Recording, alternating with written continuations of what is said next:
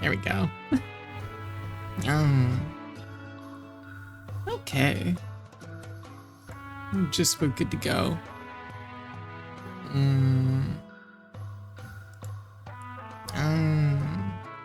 Yo!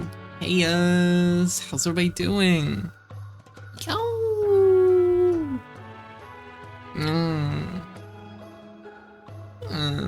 Hey, Hive, hey, Positronic, hey, Lycander, hey, ZipZap. How y'all doing? How is everybody?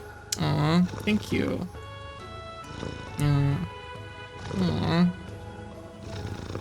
Hope everybody's doing well. Well, as well as anyone can be doing right now, I guess, but...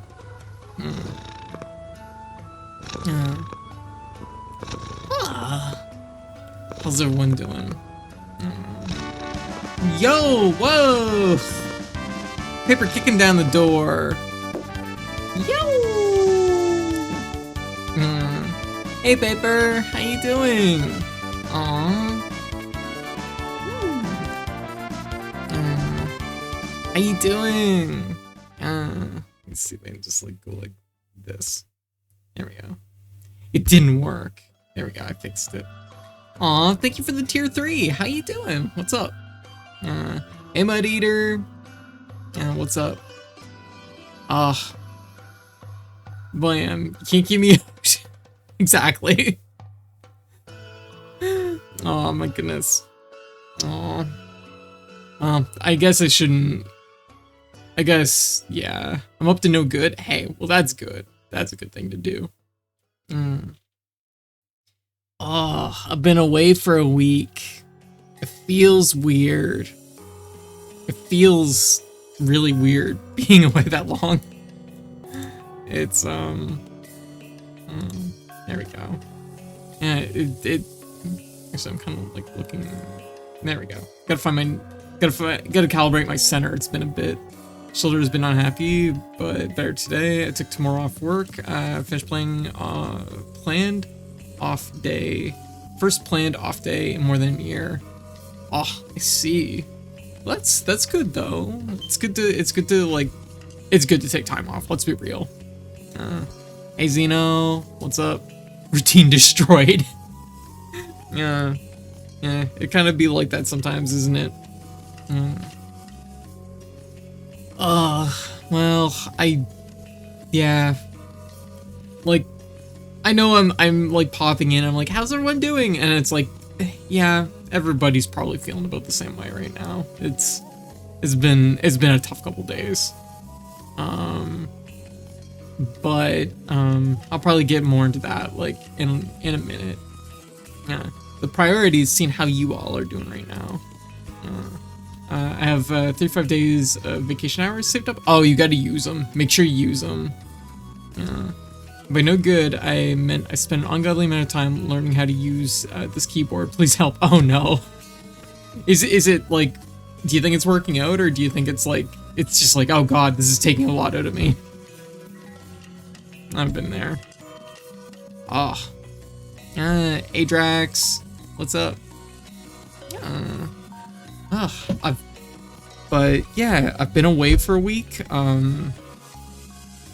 It was a good trip. It was pretty chill. I wasn't super high energy, which is, you know, that's good, because honestly I needed the rest. Yeah, ZipZap had the steno keyboard. That's the word for it. I didn't know the word, but that's the one. But yeah, technically I wasn't planning on coming back officially until like next week. I love using this. It's the most fun I've had in forever. Oh, hell yeah. Does it like scratch your brain in a good way? Like, I feel like it would scratch your brain in a good way. Oh, Paper, thank you for the bits. Thank you. Yeah, I needed a little bit of rest after October.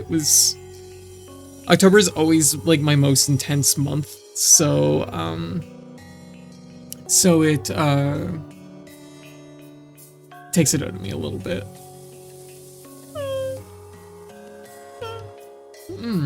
But yeah, so I'm not officially back till next week, but I am gonna do some unofficial streams probably tonight and tomorrow. And honestly, we're just gonna vibe. That's the plan. We're gonna just do a little bit of cleanup and we're just gonna vibe. Yeah, October do be Prime Gaming. Yeah, gaming time. It's true. It's like it's like the peak month of the year for like, honestly, for Twitch streaming, but also just like gaming in general. I find it's just a good month for it because it's starting to, you know, the weather's starting to get a little bit cooler and it's just nice. It's just a good time. But it's starting to get a little bit cooler and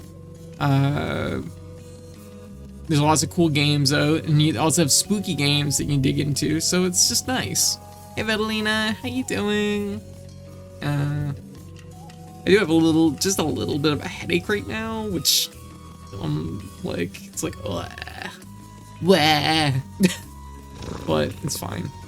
I don't remember what all my buttons do. I kind of want to hit my buttons. It's been a minute. I don't know what that's doing. Ah, I recognize this one. What is this one doing? Oh, right, it's for switching my hand controls. I've been away for a week and I've completely forgotten how my body works. Yeah. One problem is I'm still slow and I hate that. Oh, yeah. I can see that being frustrating. I used to play piano, so this is just, oh, feels right. Gotcha. Does it feel more like playing piano than typing? That's cool. That's cool.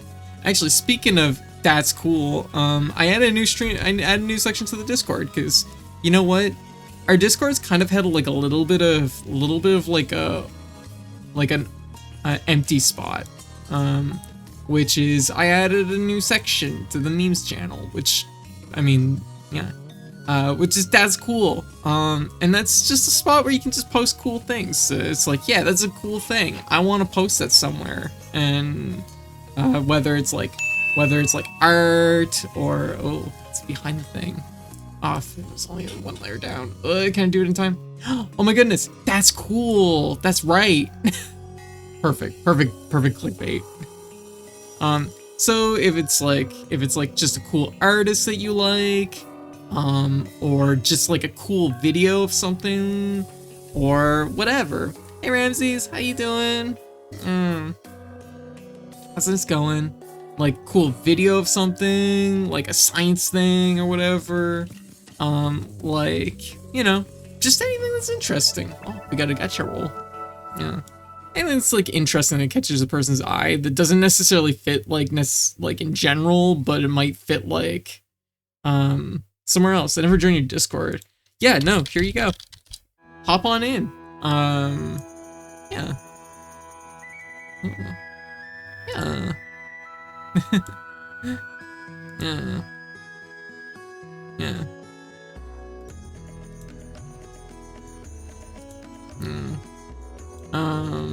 Yeah. Maybe I should post the music video I just posted on a new channel. Yeah, you can absolutely do that. Anything that like is just, you can leave it there though. What's in general is totally fine. Like, I think like general is just more open to like longer discussion on things. You know what I mean? Seems a little bit more casual. Let's be real. Most of the time it's just people talking about which social media platform they want to use. But either's fine. But I feel like having another section to just post things might make people a little less conscious of posting something just that they think is neat in general. You know what I mean?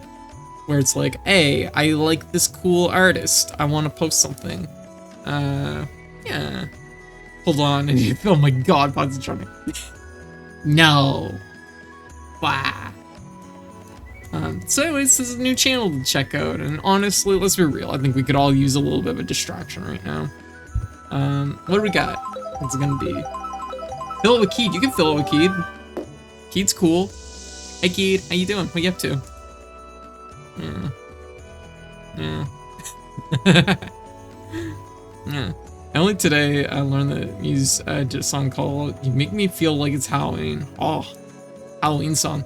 Lang, how you doing? What you up to? Relaxing? Hey, good to hear. What day is today? Yo, Anonymous, thank you for the gift sub. Enjoy your sub, Keed. Looking keyed up with the sub. Lang, how's this going? Doing okay? I'm breaking my own arm to scratch the back of my head. Hive, how you doing? It's Friday. Oh my god, it's Friday. I mean, it's Thursday here, but it's like Friday some places. That still counts for something. Come on. The sound is still messy. Hey, Burger Summer! How you doing? Show me diet code. I want the code A. I'm here. Oh my gosh. Hey, you're playing Heartspace Shipbreaker? Awesome. How's it going? How's the small vacation? Anything special? Yeah, it was good. My heart is with all LGBTQ plus peeps. Yeah, definitely. Like, I'll get into that in a bit, but I feel like we'll just vibe and decompress for a minute here. Let's be real, it's been a week, and I very rarely take like extended time off, so I missed y'all. I missed y'all so much. Hey B-Mick, how you doing? Missed you too. I've been playing Heartspace for a while, only a few things left to do. Hey, nice. Gonna close out that mastery, huh? And here's the fact, the longest entry in the Steno dictionary is the long name of MRSA. I don't know what that is. I'm doing decent. Hey, good. It was so quiet without your stream going in the background at work. Oh, I'm sorry. Oh. Hey, Bradderfield, what's up? Hey, I'm back. Oh. As always, though, don't forget, we do have a YouTube channel, so you can always catch like any VODs of past streams you can find there. So I know it's not a replacement for being here in person, but like, yeah, I need a little bit of downtime. This is a chord of there's also a chord of for supercalifragilisticexpialidocious. Yes. Yeah. Go way back and watch Mercenary Kings. Yeah, you could literally go watch, like, sorry, another most active in the chat. No, Hive. I totally understand. I get it. Yeah. I appreciate being here in this space. Oh, well, I always appreciate you being here. Like, and I know you have a full plate with work, so do not worry. Like, I'm all about having a good, cool place for friendos to like vibe. Even if it is just for lurking. And that's cool too. I get it. Like, let's be real. Even when I'm doing work, I'll sometimes like I'll often lurk in other streams. Like, I might not necessarily be chatty in those streams. I'm usually very rarely chatty, in fact. Because I know if I start chatting, I don't get any work done.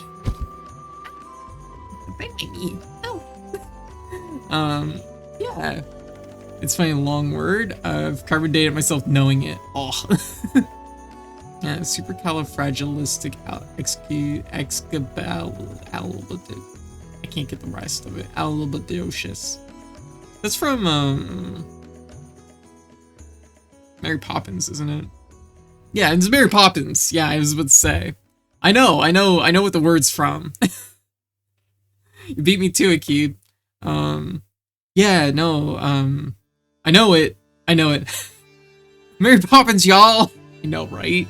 Oh my god, we were playing Kirby's Halloween Adventure fan game. And whenever you pick up the umbrella, the icon says Mary Poppins, y'all. It's very good. Can export my steno logs. Oh. So it like keeps a record of all the things you type besides? Oh, but before I get further distracted, yeah, so I added a new section to the Discord. It's just called That's Cool, and that's just a place where if you see anything, like if it's a cool artist, or like a cool video, or just anything you find really interesting. Like I posted some cool whale stamps in there. I was like, those are cool. Or whale stamps, shark stamps. Yeah, there were shark stamps. I was like, that's cool. I'm like, but where would I put this? And I'm like, you know what? That would be we need a section on the Discord where you can just post cool things. So I was like, you know what? Without necessarily needing a lot of like extra context or a reason for posting it. Kind of like, but like also not necessarily like soft memes. Soft memes usually there's like an element of like, it's kind of for stuff that's just kind of funny.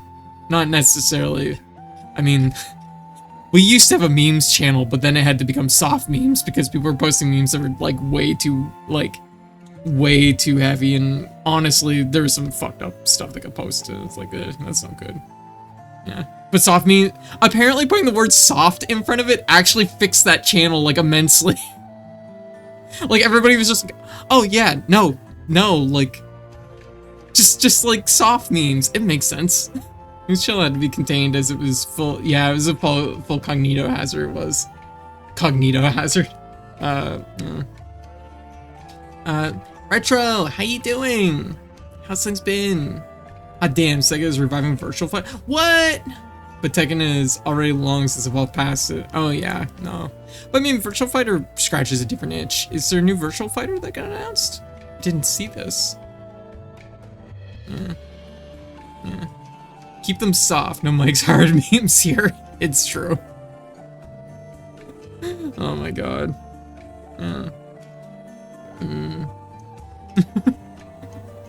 Yeah, no Mike's hard memes here. Agreed.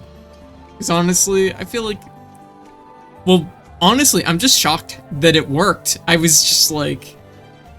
The thing was it was hard because people have such different, like, tonal, like people have different like tolerances and different capacities for different like for certain types of memes, right? And I was like, no, like people are posting stuff that is like way too heavy and has to be like moderated like way too hard. And the fact that like just renaming the channel to soft memes actually working was like, what? Are you kidding? It was that simple? We haven't had a problem in that channel like since. I wonder if Arya's gonna jump on, because she might. I haven't talked to Arya in a while. I need to catch up with Arya sometime. I don't know. Oh yeah, that was like another, like that was like well beyond like what I'm even talking about, because there was people that, we had a few people that hopped on Discord and dropped like anti-Semitic stuff in there, and that was absolutely like, no. But there was like, I'm talking about like memes that were just like, they were either maybe a little bit too,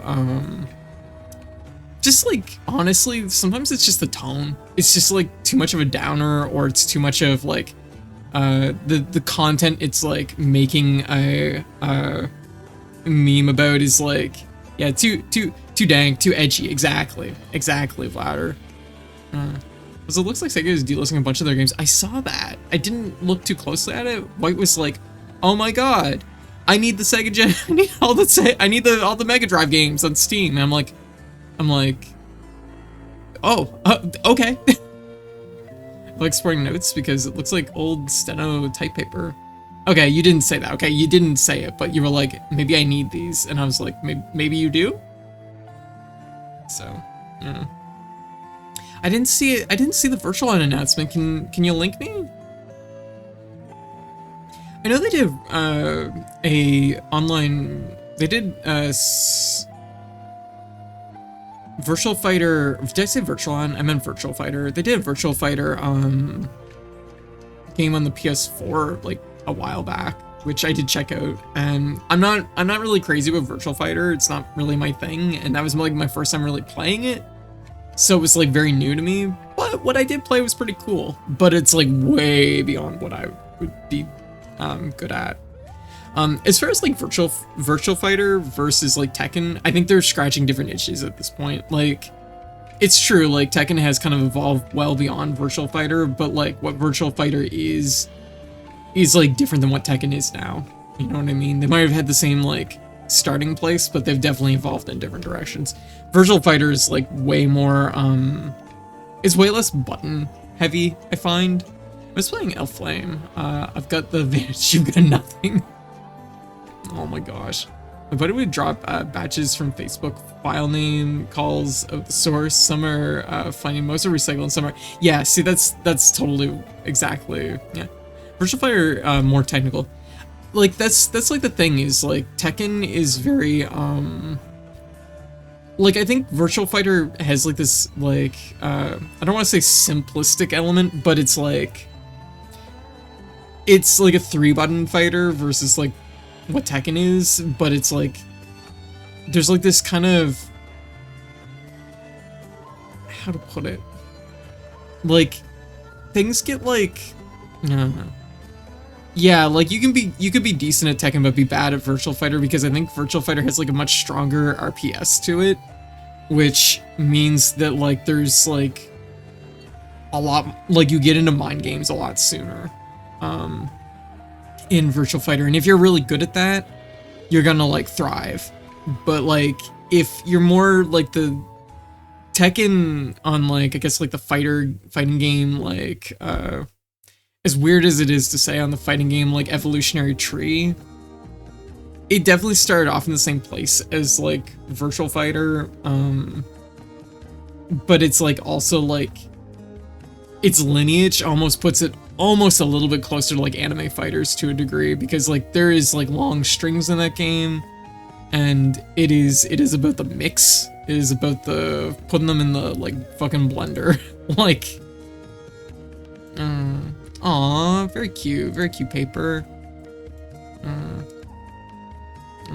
Oh, see, I have no idea what I'm looking at, Zip Zap, but it's cool. I'm just like, what is this? Why are the keys like this? I don't know what that is, but it's neat. I think it's jump versus Virtual Fighter jump. A Rhino jumping versus an astronaut jumping. Yeah, I could see that. Oh. But anyway, so when I was away, I was visiting one of my oldest friends, who some of y'all might know on here as, because I've had them on the stream every once in a blue moon. I have them on the stream. They're sometimes known as High Roller or Fond Dicks. So yeah, we occasionally have overlapping games, and we'll play stuff on stream together. It's been a hot minute though. They're definitely much more into like the live service stuff than I am, especially nowadays. So we just haven't had as much overlap.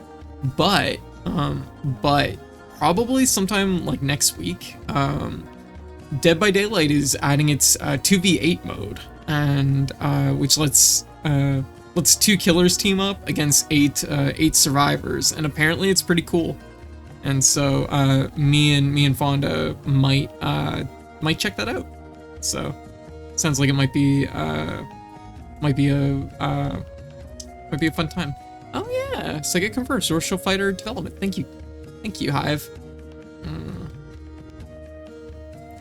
Event hubs load so slow nowadays. It's so weird. I don't know why that is. I don't know if it's just some kind of server issue or what. Anyways, I haven't been here in ages though. But anyways, so I caught up with one of my close friends. There he is. How you doing? Hello. Caught up with one of my close friends, and I got to witness their wedding. So that was really cute, really very good. Yeah. Oh. I'm like, what are my buttons? It's been a week. I forget. Yeah. There we go. Enjoy your premium, B-Mick. Oh shit, did I restart the fishing? Shit, I didn't restart the fishing. Shit, how many people have been fishing? I knew I forgot to do something. Yeah, Nia, what's up? Always makes me smile. Aw, good. That's the point. Aw, thank you. What was I gonna say? Not that. Perfect timing on that. There we go. Okay. Let me double check to make sure everybody's caught up for fishing. Nia just fished. Nia is the only person who's fished, so I will make sure to run a fishing command. Fish. Pretty sure I remember how to do this. Nope. It's an exclamation mark fish. I did it! That's not at all what was supposed to happen. Guess I'm fishing. 6 is the start of the month. Feeling better now? Oh, well, I'm glad you're feeling better.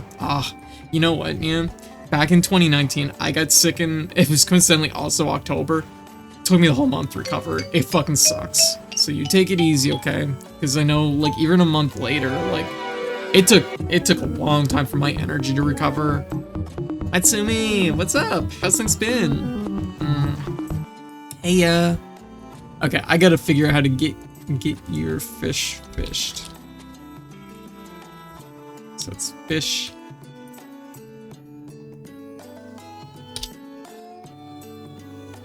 Well, yeah, I guess that's not gonna work, stupid. Let's like, what am I thinking? There we go. Maybe like that. Hell yeah, I'm a genius. Yeah, I've been a week. It's been a week since I've done anything on the stream, so I don't know how to do anything anymore.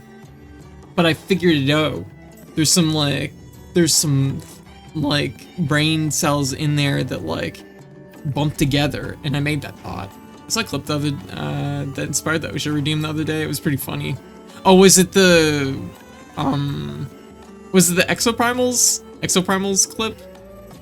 Where we're all like running towards like the next point, and like 3 people fall immediately into the lava because there's 3 staircases, except for like in the very middle. I'm not sure what game it was, but it had lava. Yeah, okay, what's that one? Okay, so the story is someone could probably pull up the clip. The story is there was this platform, and there's like staircases on 3 of the sides of this platform, and we just 3 of us all assumed at the same time that there would be a staircase on the 4th side of this platform. So we all ran for like the end of it, and just the way it is, like it was just a blind drop right into lava. So 3 of us just died immediately. I was like, are you fucking kidding me? Oh my god. I have an idea what the hell I wrote. Please help. I'm working on translating it from curse to English. Oh. Yeah. They've been going through some health stuff. Oh, gotcha, Matsumi. Well, you definitely make sure you get some rest, okay? Yeah. I know, when I was visiting my friends, they were also getting over, being sick the other week, so it takes a while. It takes a lot out of a person. And I think that's, like, true for anyone. Like, I think, like, even when it's not, like, being, like, super sick, like, anything can still just, like, throw your energy off, you know? That should eventually get us all. There's no safety rails. There was no safety rails on that platform. I know that room. Oh god, Vider. That's why you play Exoprimal. I forgot for a moment. Yeah, no, that one spot, like, and it was just, like, it was so perfect. Everybody was perfectly in sync when we ran off that platform. It was so funny. I'm just like looking here because I know I reposted just like a week or 2 ago. Let me see. There it is. Found it. Here y'all go. For anyone that wants to see that clip, it was very good.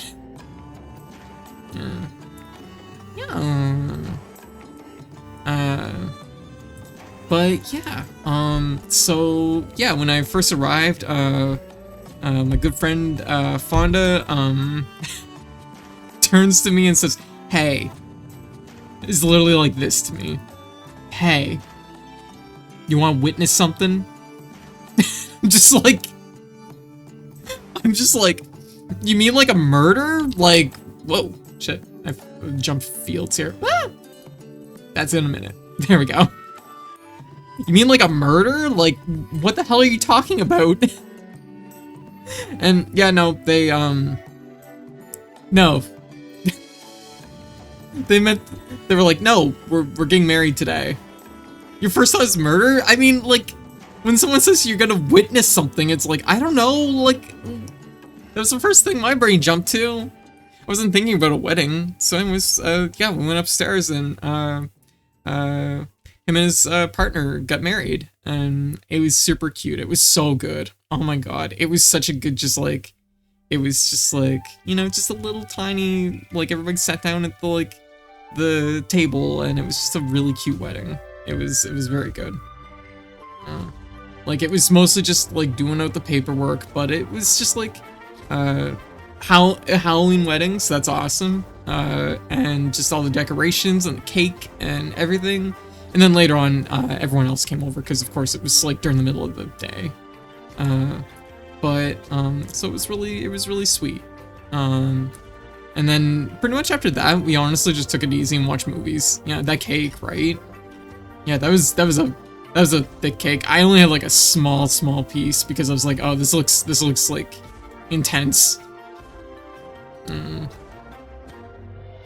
This looks really intense. But anyways, also have a cat. How you doing? Oh, hey Blue. So, but a lot of friendos were just getting over, just hanging over there. Hey, fair. That's really honestly right now, like all a person can do, you know.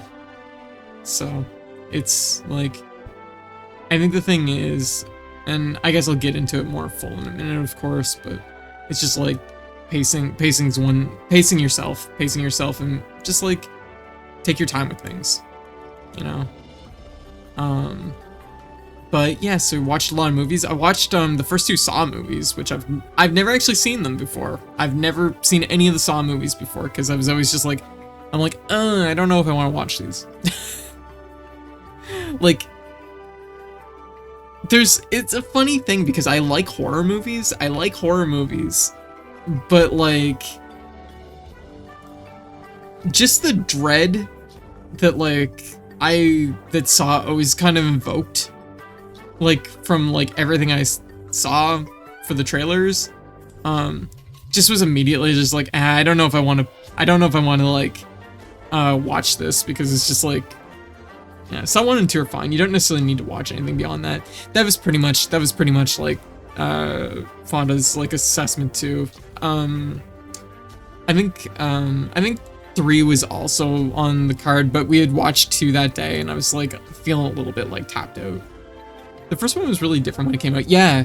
And like the thing is so like watching them, I actually enjoyed the first one quite a bit. When I actually sat down and watched it, I was like, you know what, this isn't that bad. Like, there is definitely a sense of dread the whole way through the movie, but it wasn't nearly as bad as I thought it was gonna be. It was like fine. It was fine. And, you know, there's like a few moments in it that make it feel a little dated, but overall the movie's good. I think it was really interesting because the bulk of the movie takes place like in one room, and just like kind of the mental, it's weird because it does do like it scratches a weird itch in my brain because it feels like a puzzle game. I can see why, like, I can see like the through line between like Saw being a thing and then like kind of like way down the road kind of escape rooms taking off, because it kind of has like that same sort of energy. It was kind of an escape room before escape rooms were a thing. You think you're good at something? I am rereading my old notes, crying at my past self's incompetence. Oh, it's fine, Zipzap. I might have violated a boycott of Nintendo just to experience Xenoblade Chronicles X on Switch. Oh? The Zero Escape series... Zero Escape series would like word. That's true. But it is like, that is kind of what it is, right? It's kind of an escape room. So, but it's kind of interesting just to like watch it. It's like, you know, it's like, oh, I wonder how this is gonna work out. You must win a game of perfection before the time runs out. If not, a toaster will fall into your goldfish bowl. Yeah, pretty much. That's, yeah.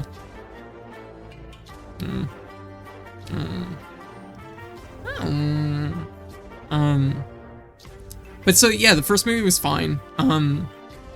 there's like, it's more like, the thing is I find personally, like, and I don't know if anyone else is like this, but like the dread of like something, because like, without like spoiling too much, let's be real, you'd get this much from the trailer for the movie, and the movie's also like 20 years old.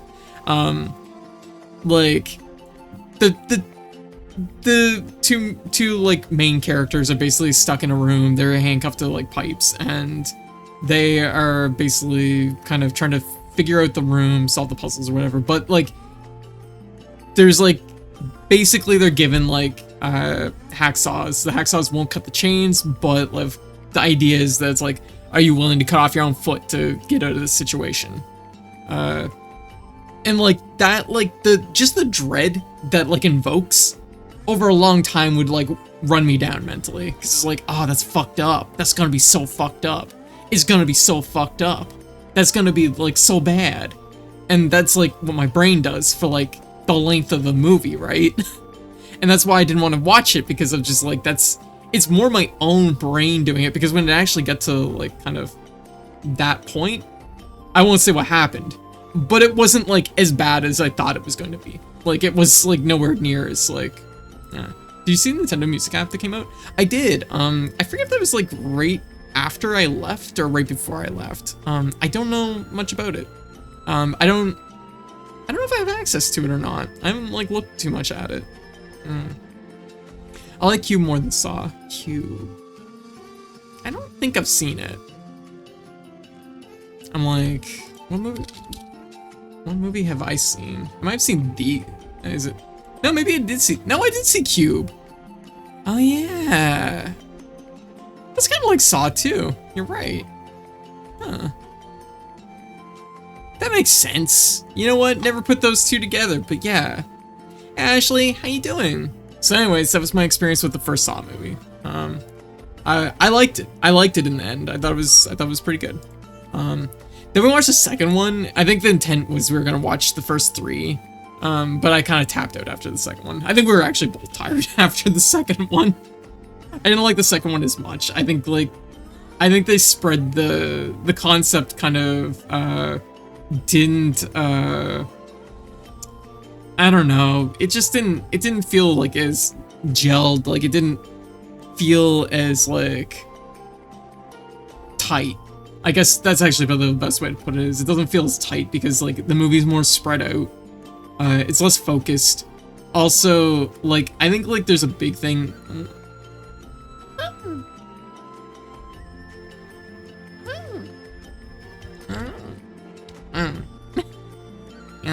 I saw it. There was cheese here a moment ago. Where'd it go? Didn't know they made a third Cube movie. I'll have to like look into the Cube movies, because I remember the first one just like vaguely. I think I watched it like early 2000s. Sorry, I had to be one of the cursors with this knowledge. I see. Cube 0 was weird. Cube 2, Hypercube was conceptually okay, but not as heavy. Okay. I see. I honestly, I feel like brain cells in the back of my head were just reactivated from like, well, yeah, they were just reactivated after 2 decades, so that's really a weird feeling. Anyways, Saw 2, not as tight, I don't think as nearly as good.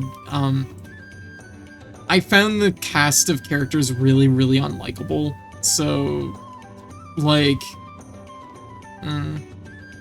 in the first movie, even though, like, there's definitely stuff up, like, it at least, like, invokes, like, a layer of, like, sympathy for, like, the characters. I don't feel like the second movie does, like, that at all. It's, like, I don't know, I just didn't like it as much. Yeah. Has anyone seen Sunshine? Sunshine? Is that the one with the sun, I think? I haven't seen it. The 2007. No, I haven't seen it. I don't have any, This is Sunshine. Is that the movie with the sun? Me like, with the most, just the smallest grain of, like, of what could this movie possibly be about? I'm assuming, movie, United's just telling us to touch grass. Has anyone seen the Sunshine? No sun in Sunshine. Oh. Gotcha. Yeah, no, I haven't seen it. No. Did watch a bunch of other movies though. We didn't watch anything that was like really sci-fi though. I don't think we watched anything that was like sci-fi.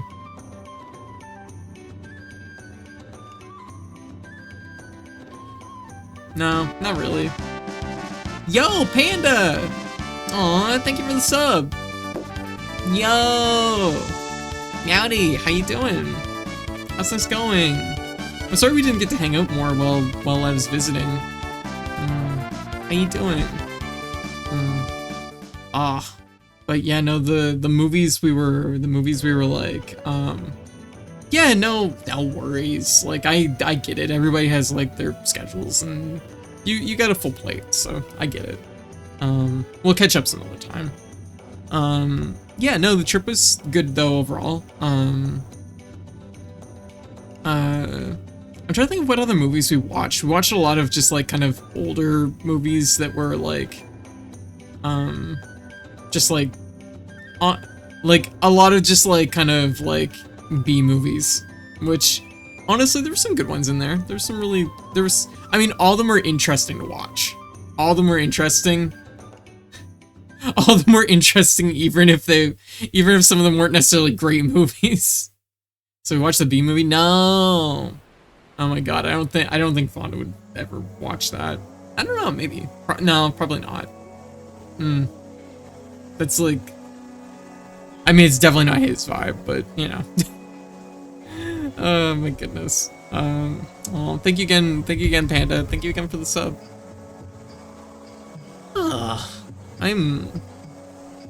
But yeah, we'll sometimes try to watch a B movie. It really doesn't hold anyone's attention. Yeah. I don't know, like like B movie memes always feel to me like they're always like one age bracket down from me, if that makes sense. I don't know, the meme, like I get it. It doesn't do a lot for me. Like it never like really gets that much of a laugh out of me. Meme always felt a little artificial. Yeah. Like also like I know, not knocking anybody that's done it or anything like that, but I always worry when people like, I've seen so many streamers, they're like, oh yeah, I'm gonna make a milestone for our charity marathon or whatever, where if you reach it, I'll read the entire B movie script. And it's like, damn, don't read the whole fucking script. That'd be really hard. That's really hard on a person. That's hard on your vocals. Like, you gotta take care of that. Don't do that. B movies are those you see in ultra thin DVD sleeves, usually crammed in a bin. True. Main part of it I don't care about much. I just enjoy watching super strange bad films.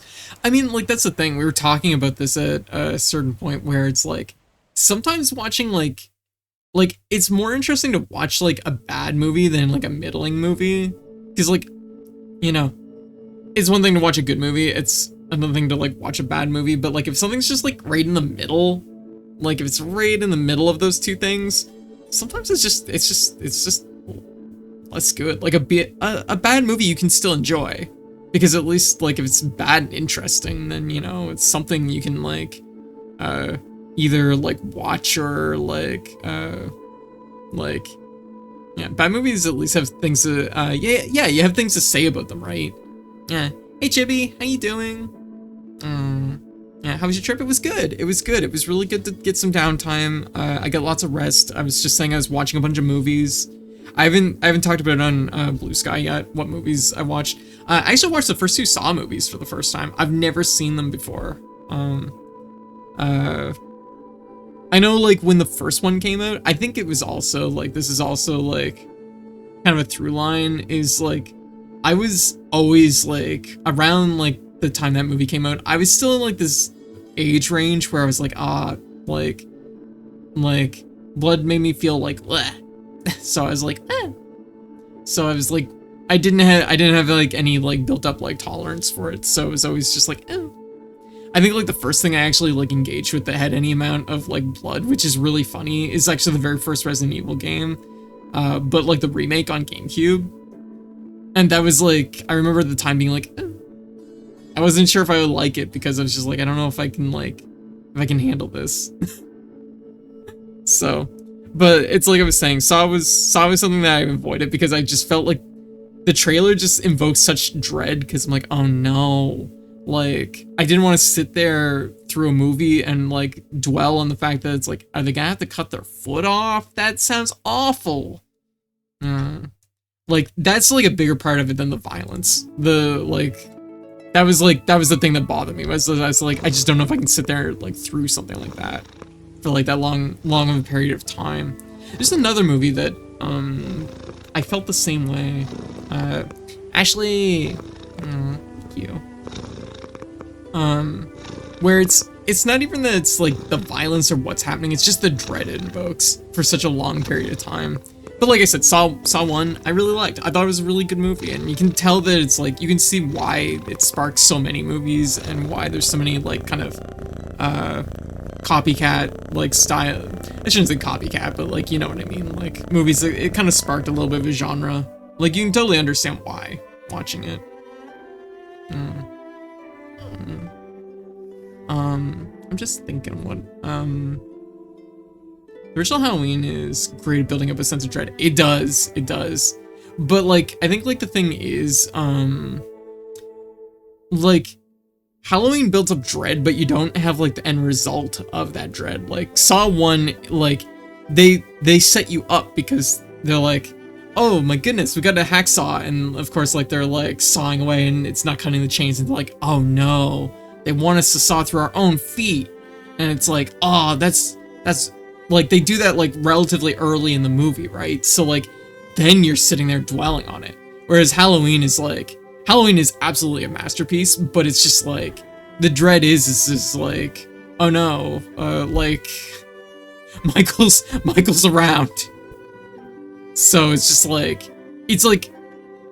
you kind of have a vision of what the end result, I mean, let's be real, the Halloween movies now, we absolutely know what the end result is kind of gonna be, but like the way the dread is like set up in Saw always like fucked me up a little bit. I'm trying to think, there's another, I think it's also like why, like, for example, like when I watched or like when I played Resident Evil 7, they have that one like DLC game where you're playing the card game and like you have your hands in like this weird like hand guillotine machine, and it's like, it's super gross. Like the notion that like this machine will just guillotine your fingers is super fucked up. And it's like, but it's so instantaneous when it does it. It doesn't, yeah, that DLC is pure Saw, it absolutely is. But like, it's so instantaneous, like, I don't know, it took like, it doesn't invoke such a dread. The first time I played it, it was a little bit like, Babadook. I watched that, God, that was probably, what year was that? 2017? It was good. It was good. I think it was, I think like, I don't want to spoil it for anybody, but like, I think, how to put it, like, I think it hit for me because I was going through a time when I was really down and really like going through a lot. So it's like, yeah, I get this. Yeah. The DLC 7 are pretty good for invoking different styles of horror. It's true. Like, that's the thing with Resident Evil 7. Like, you can say what you want. You can say what you want about, like, Resident Evil 7 and, like, the main game, whether some people I know are like, it's too short, or this or that, or whatever. Oh, thank you. Yeah, Drago! What are you doing? Thank you. Like, you can say what you want about Resident Evil 7 as far as the main game goes, but I think the DLC was fucking sick. It was so good. Oh, not that well, really. Okay. That's absolutely fair and understandable. We haven't really talked about that. I imagine I know. I understand anybody going through it right now. I definitely get it. I haven't really talked about that just yet, though. which I will get into in a minute. But you take care, okay, Drago? Like, do what you need to do, and just feel free to vibe with us, you know? Hopefully it picks up your spirits a little bit. I said it before, but the Resident Evil 7 had an incredible DLC offering. It really did. Like, Resident Evil 7, I can say whatever I want about Resident Evil 7. It was a sandwich. There, I said it. It was turkey on wheat. Fair? I think if Resident Evil 7 was a sandwich, I think, like, I guess it depends which way you eat a sandwich, which direction you, like, the beginning and middle are great, the end of it is not great, so it's like the bottom piece of bread is maybe not great. It's like kind of biting into it's like biting into a sandwich and then realizing like the bottom piece of bread is kind of a little moldy.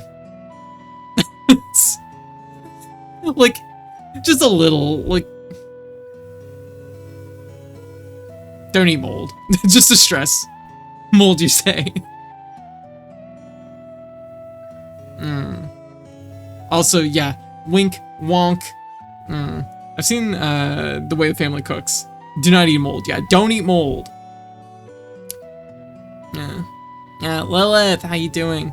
It's like the last piece of sandwich has a little bit of meat, and it's all bread, but you're like, ugh, more bread. Yeah, actually, that's a better example. But I'm gonna do a sandwich, the bottom slice is been liquefied by the juice inside.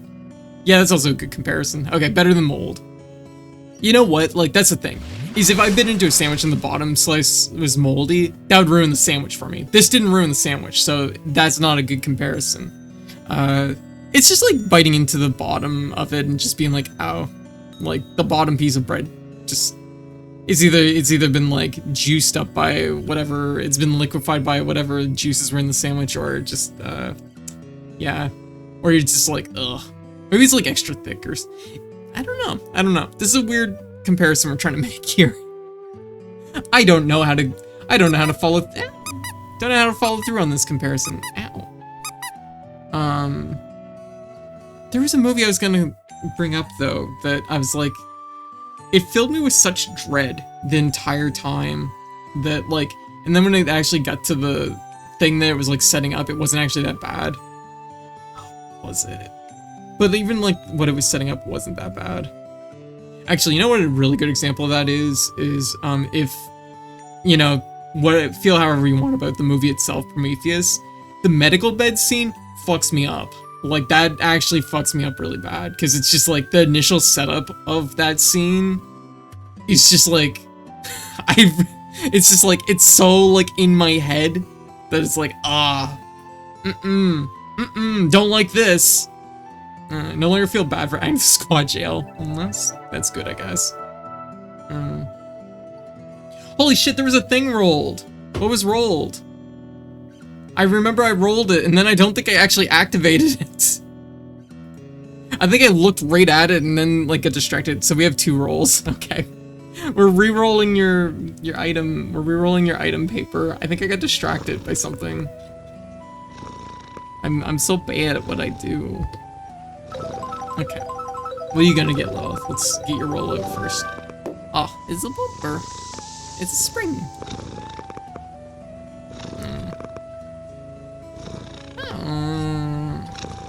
There we go. Okay, and we got one more roll. Actually, I got a hydrate too.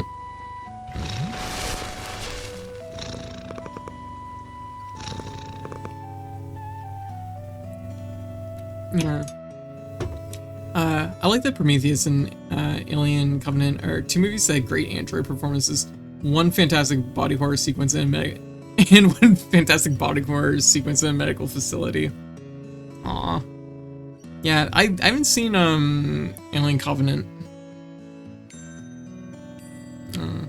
I have to catch up on the Alien movies. It's been a minute. The last one I think I saw was actually Prometheus. I know, like, a lot of people are like are kind of lukewarm about that movie, but I think it had some fun scenes in it. There's some interesting stuff. Yeah. I've done it. The notes are completely in English. Why is collapse collapsing and not collapse? I don't know. So has it been revealed what we're doing for that candy from Halloween? I can talk about that right now. As soon as I do that out of the roll. Did I do it yet? I didn't do it.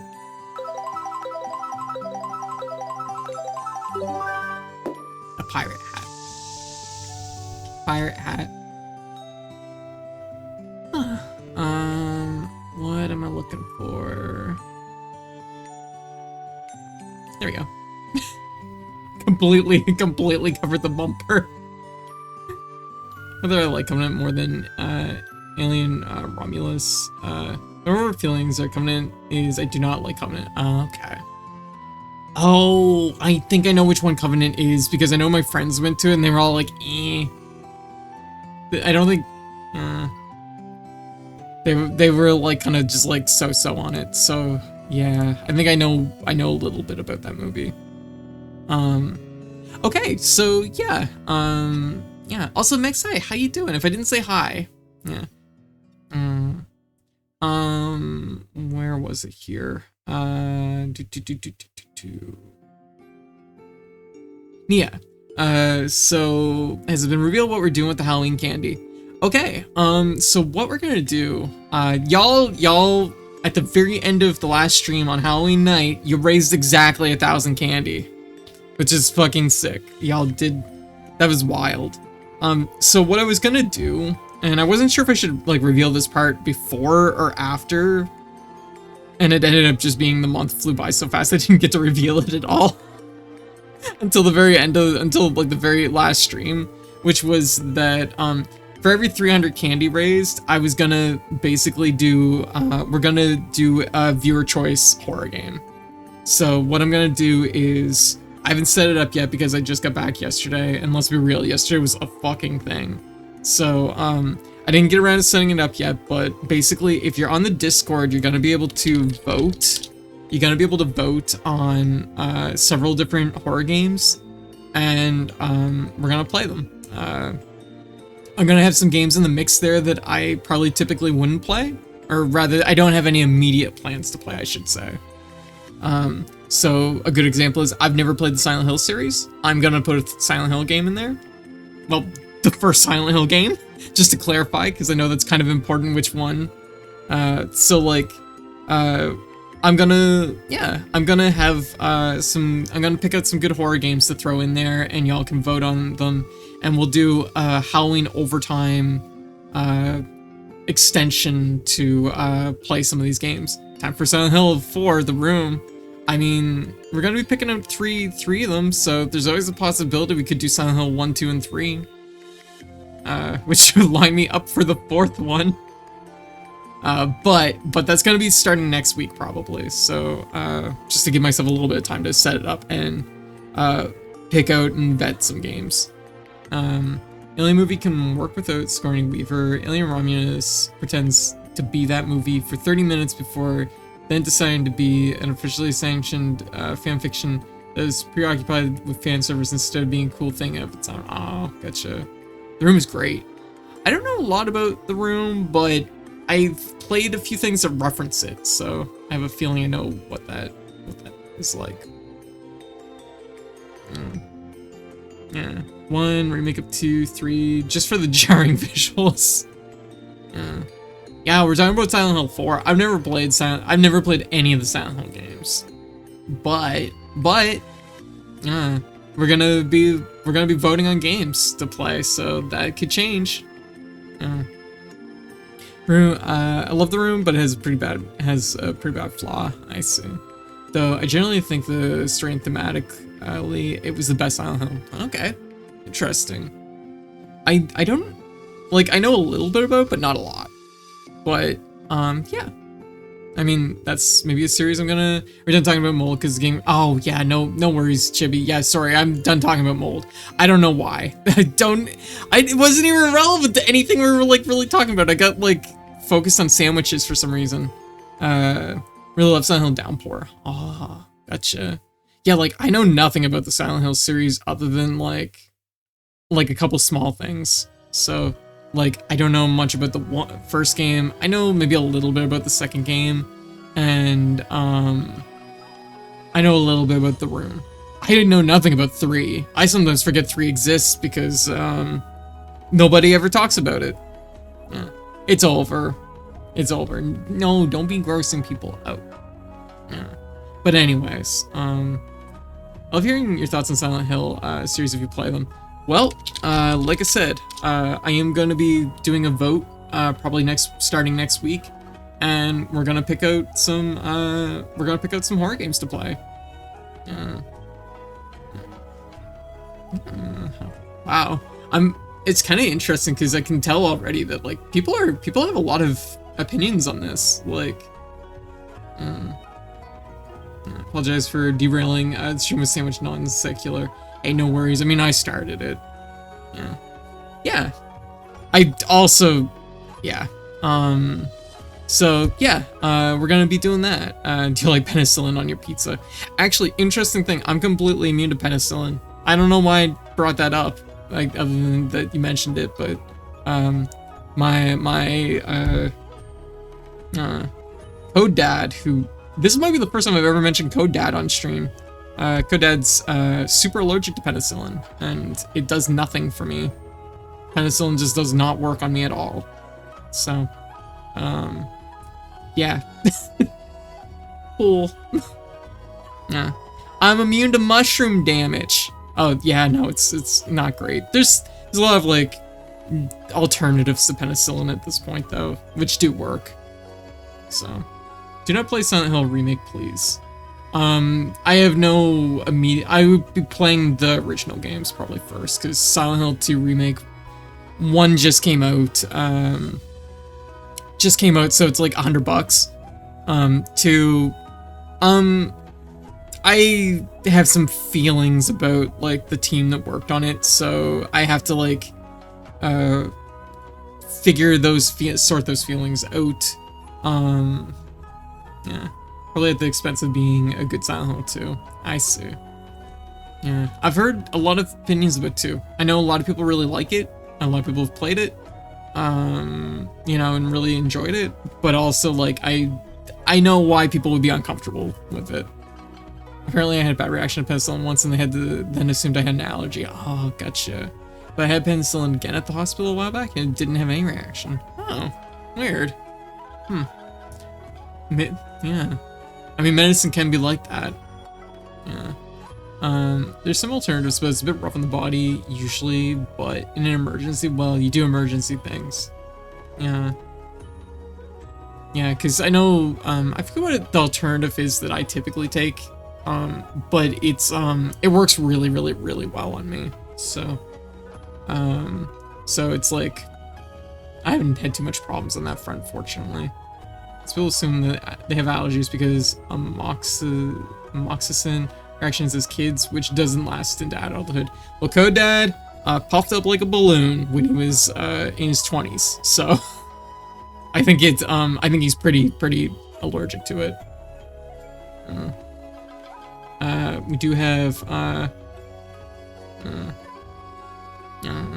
right, it's fucking weird. Oh. Yeah, bodies be weird sometimes. It's true. Anyways, but yeah. So I'm trying to think of what else. I'm allergic to a particular antihistamine. Gotcha. I don't know.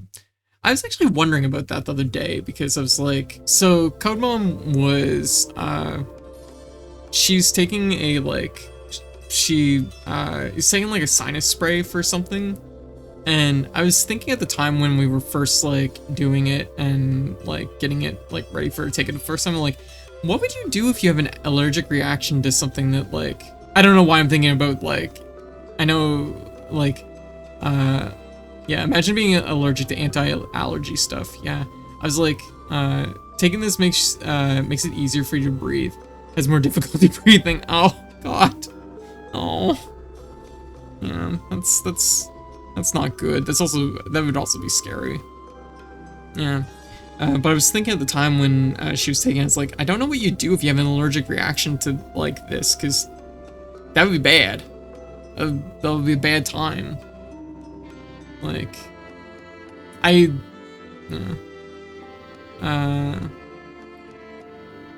sorry, Chibi. I'm trying my best. Yeah. It's kind of a rare allergy where people become allergic to their own skin. Have to take anti-immune stuff to be okay. Oh my god, this is like we're downward spiraling into like horror, body horror, and I'm not intending on it. I'm so sorry, everybody. Actually, you know what? You know what? Here.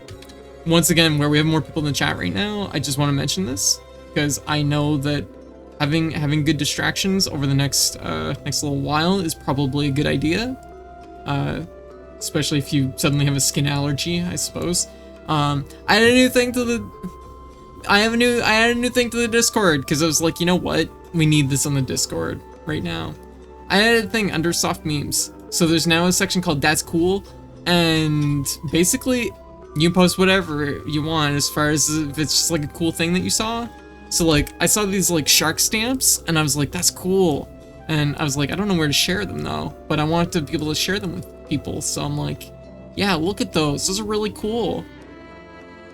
So I dropped it in there. So it's just like if you see like a cool video, or just like cool images or like an artist that's really cool or stuff like that, like just feel free to drop it in just for the sake of interest. So, you know, I dropped a few artists in there, which was neat, and a video for Tiany's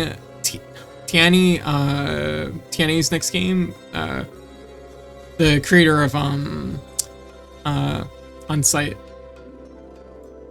I'm like, my brain is just like skipping a beat suddenly. Unsighted, yeah. I keep wanting to say Insight It. I don't know. I have more Discords than I can keep up with, so it's down to whether I can drop one. Hey, no worries, Ashley. I totally get it. Like, it's pretty easy to get like pulled into too many Discords. I've been there. Their next game is Abyss. I gotta catch the name of it because my brain's skipping a beat. Abyss X Zero or Abyss Cross Zero. I don't know how to say it. Yeah. Well, I got something out of the original Silent Hill 2 that doesn't make it into the HD or remake versions. Watch Lucky Bun's analysis of Silent Hill 2, which is, I haven't seen it because I didn't want to spoil Silent Hill 2 for myself, and I kind of, you know, want to form my own feelings on it first. But I know that video is like really, really good. It's like, that is, I know for anyone that's, for just about everybody I know, they're like, yeah, no, like necessary watch if you've played Silent Hill 2. Have you heard about mouthwashing? I did hear about mouthwashing. It came out like too close to when I was picking up my Halloween, like too close to starting my Halloween lineup, so I didn't actually get to like add it to the lineup. I debated about it though. I really, really debated about it. It looked really fucking intense, but seems like your jam as a horror game. If you have some spare cash, I can get it for you. Hey, no worries, no pressure. It looked really cool, but it was just like, oh, like I know if I drop it into the lineup at this point, the lineup's so like dense already. Yeah, and I might look into it next year, and that might be a good idea. But it looked interesting. Yeah. Watching is better than Silent Hill 2, a better Silent Hill 2 than a Silent Hill 2 remake. Good. I was gonna recommend How Fish is Made, but then it has a thing that might be visually upsetting to people in chat, so maybe not, even though it's free. You know what? Actually, funny that you mentioned that. I was actually gonna play that, not this Halloween, but last Halloween. And then I did a small amount of vetting. Well, technically, so the way I vet stuff is I actually have a friend that I sometimes run stuff by, and they were like, you might like, it might be okay, but there's this one thing, and they didn't tell me what it was, but they did say that they were like, you might not want to. So it ended up falling to the, you know, I didn't end up streaming it, so I don't know. I might look into it again at some point, but it's just like 2023 was a really full Halloween lineup anyway, so it wasn't like breaking my heart that it didn't, like, they were just like, yeah. Having a friend that feels comfy telling you that's a no from me is necessary for streaming. Yeah, like And I need to do a better job for vetting stuff because I know that like we did have what was it?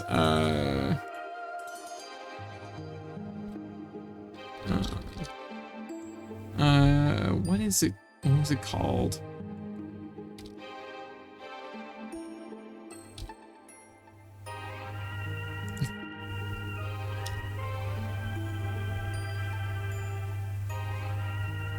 Sorry, I'm just like, I gotta.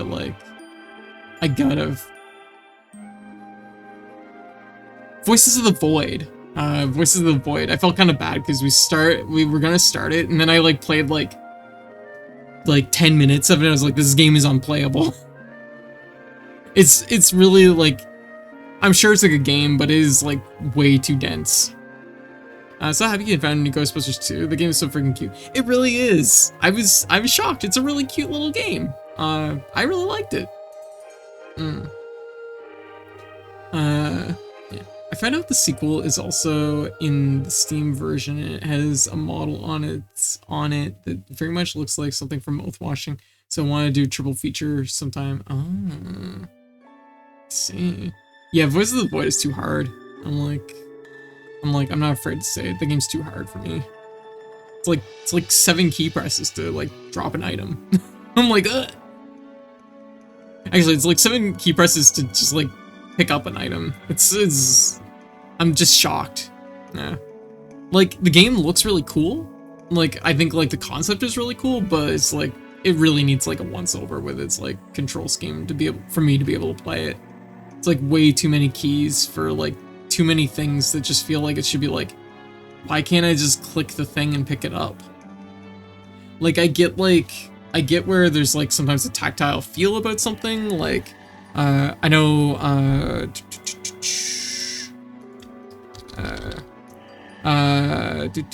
what is it called?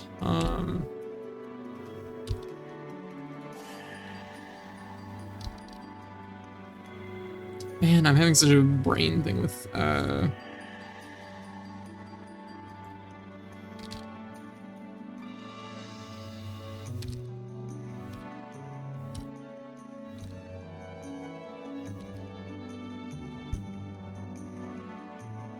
trying to think of like fucking name of the game. It's just eluding me. I was gonna say my brain wants to say Revolver, but it's not called Revolver. It's I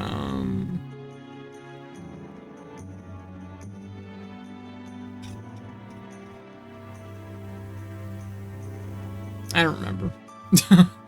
Receiver, that's it. Receiver, thank you. Thank you. Receiver, where it's like, it's a lot of key presses and a lot of like extra buttons to do things, but like it adds to the experience of it, adds to like the tactile experience of it. But I didn't feel that from Voices in the Void. Like it was just like, yeah. People streaming were talking about how they were doing old FPS movement tech and stuff, and I was like, yeah, I might not vibe with this. Yeah. And that's one I probably should have run by a few people to see what their thoughts were. So that's just another example of where like it's important to vet your games sometimes. Which was like, I think like the people that like were like, yeah, no, it's a cool game. They weren't thinking about like the control scheme, like how that would like click with me, because like I've said it before, like I didn't grow up much with PC gaming, so like I'm definitely like weaker in that capacity. Like if it's mouse and keyboard controls, I'm not great. Yeah, I'm a PC baby, it's true.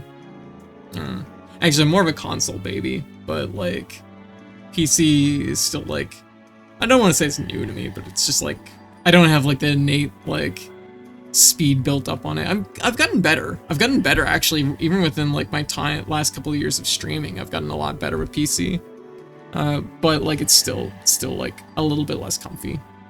Hey something, how you doing? What you up to? Yeah, like, so I am getting there. But yeah. So the plan for tonight, the plan for tonight is honestly just to take it easy. I'm gonna stream probably tonight and tomorrow. My next schedule will go up probably this week coming up. Are you having a nice stream? Yeah, yeah. I've just gotten back after a week-long trip away. I only usually go away once a year. So like this is my yearly trip. This year was a little bit different because White visited, so I was like a little extra preoccupied with White visiting. So I did have a little bit of extra downtime there over the summer, but yeah.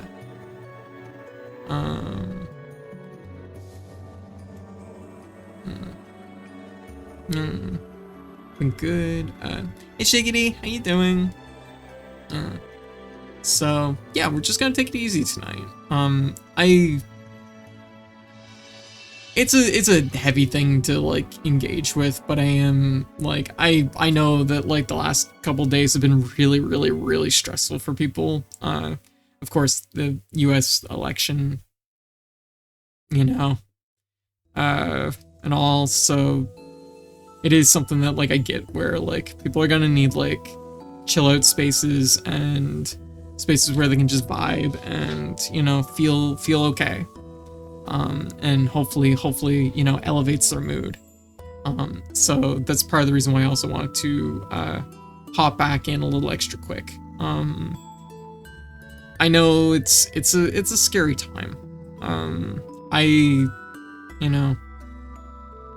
I think it's important to you know, hang in there and be positive and know that we're all under a lot of stress, and like it's okay to just like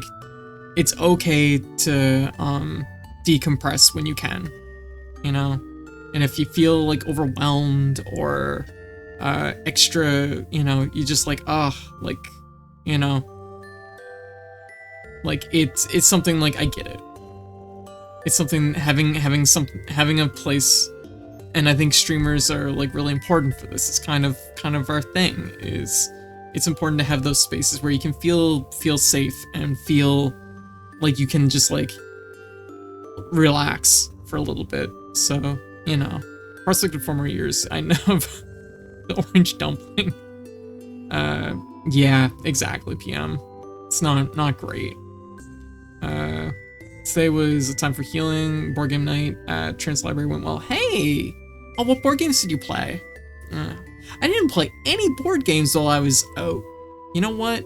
It crossed my mind on the very last day, because my friend that I was visiting is like, has so many board games. It's like, just like, has so many cool games. Has an amazing taste in board games. Yeah.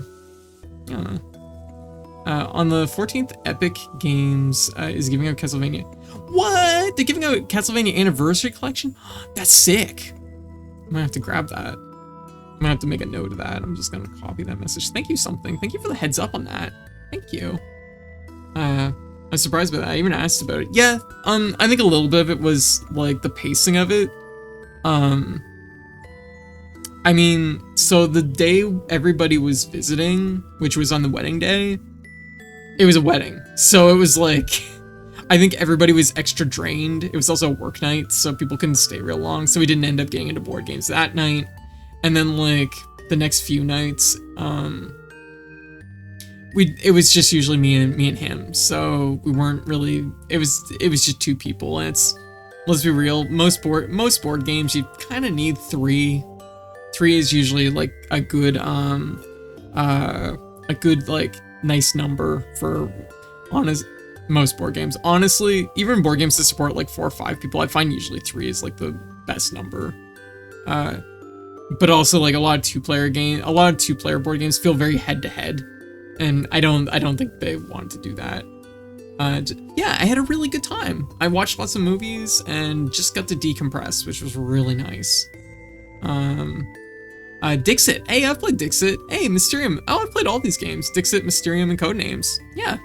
Aw, well, that's very good. Dixit, I only remember a little bit of how to play Dixit, because it's not a game I own. Actually, I don't own it. Actually, I do own Codenames, but Dixit, I remember being really cute.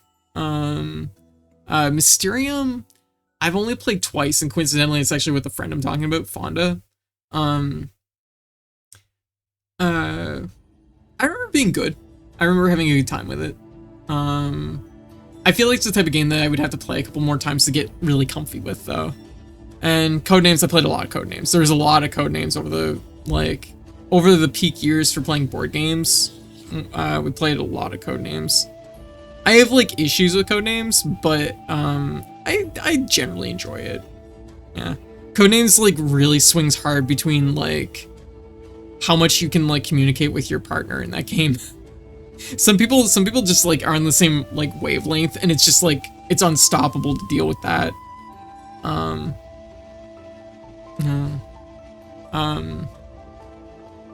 Yeah.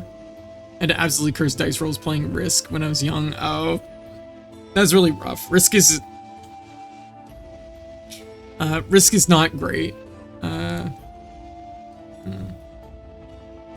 we go. Oh, I can't even allow that. I can't. It's not even allowing me to allow that message. Yeah. I know what game you're referring to, Shiggity, though. I haven't played it. I have played like games that are similar to it, though. Most of like common childhood board games aren't great. Yeah. So like for people that haven't played board games in a long time or whatever, board games went through a little bit of like a renaissance in like the mid 2000, around 2015, 2014, 2016. Board games kind of went through like kind of a little bit of a renaissance there, because like the people designing board games, I think, kind of started to realize what makes a good board game versus a bad board game. Honestly, as early as 2010 even. All the good board games and most nerds that know about them, yeah, like a lot of good games came out in the last 10 years, basically. Like if you haven't dipped into board games or anything like that in the last few years, it can be a really fun thing to dip into. I know they kind of took a bad hit though with COVID, of course. So, you know, engage in that sort of thing mindfully. Hey Liz, how you doing? I'm back home. I said earlier, I remember finding out board games could be good in like 2008. Yeah. And I feel like in around like 2006 to like 2010, I think that's when we start to see like some like really good board games pop up. But then it's like after 2010, like the games really fucking took off. There's just so many cool ideas and so many cool board games. Yeah. How was whatever you did? It was good. I went away for a week. I acted as witness for one of my closest friends' weddings, and then we hung out for a week and watched horror movies. It was really good. It was just nice to decompress. Yeah, like it went good. But I'm trying to think, like, as far as Risk goes, so Risk is really hard. Generally, like, when it comes to board games, I feel like most good board games nowadays have realized that dice rolling isn't that fun. Like, I know, like, for example, like, me and Codemom actually loves board games. But, like, she grew up through the era of, like, Monopoly and Risk, right? So, like, to her, like, a lot of board games were just, like, you know, she played them and she liked them, but she wasn't like crazy about them. And then I fucking introduced her to like modern board games, like Euro games and stuff, where it's all like resource management. Oh my god, she fucking loves those. Like,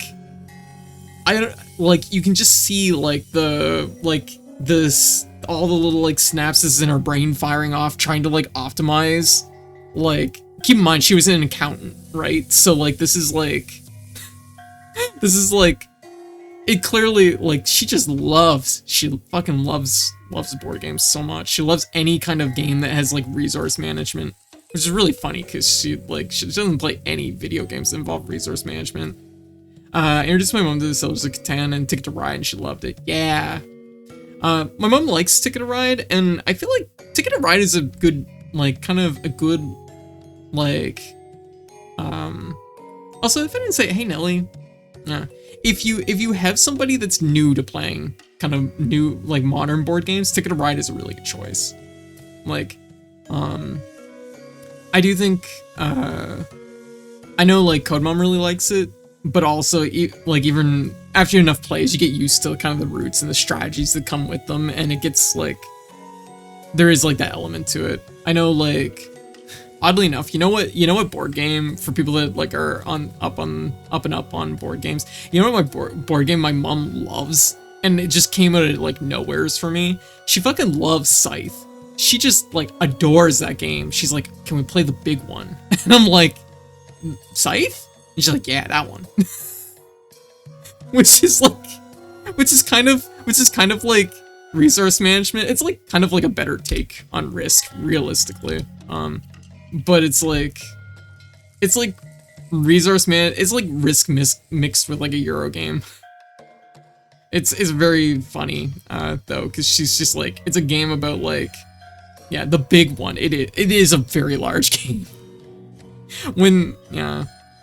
Flamecraft is really cute. I haven't heard of Flamecraft. I've been out of it a little bit because about the time COVID started, my because it used to be me, CodeMom, and my uncle that played board games together, and my uncle kind of, with COVID, we kind of eased back a little bit because we were wary of, you know, sitting at a table for like multiple hours. So we were a little bit worried about that. So we kind of he kind of fell out of it. So we haven't been playing board games as much, but the last like month or two, I've been trying to get back into like playing them with CodeMom a little bit more. My favorite board game is Ankh. I have no idea how to say that. I see the word all the time in video games. More pork. I'm definitely butchering that, but which is a Discworld board game. Let's see. I gotta like copy some of these names down. I'm just doing that right now. Hey Goblin, how you doing? I've been super about it really. Flamecraft is fun as hell, and I also really like Bunny Kingdom. Bunny Kingdom, that sounds cute. Unk. Basically, okay. Though it's more like smooth, one syllable. Unk. Flamecraft. Because I kind of, like, board games are expensive, so it's like, I can't, like, break the bank. Oh, this game looks so fucking cute. Oh my god, there's little dragons and they're, like, cooking stuff. Aw, shit. Butts.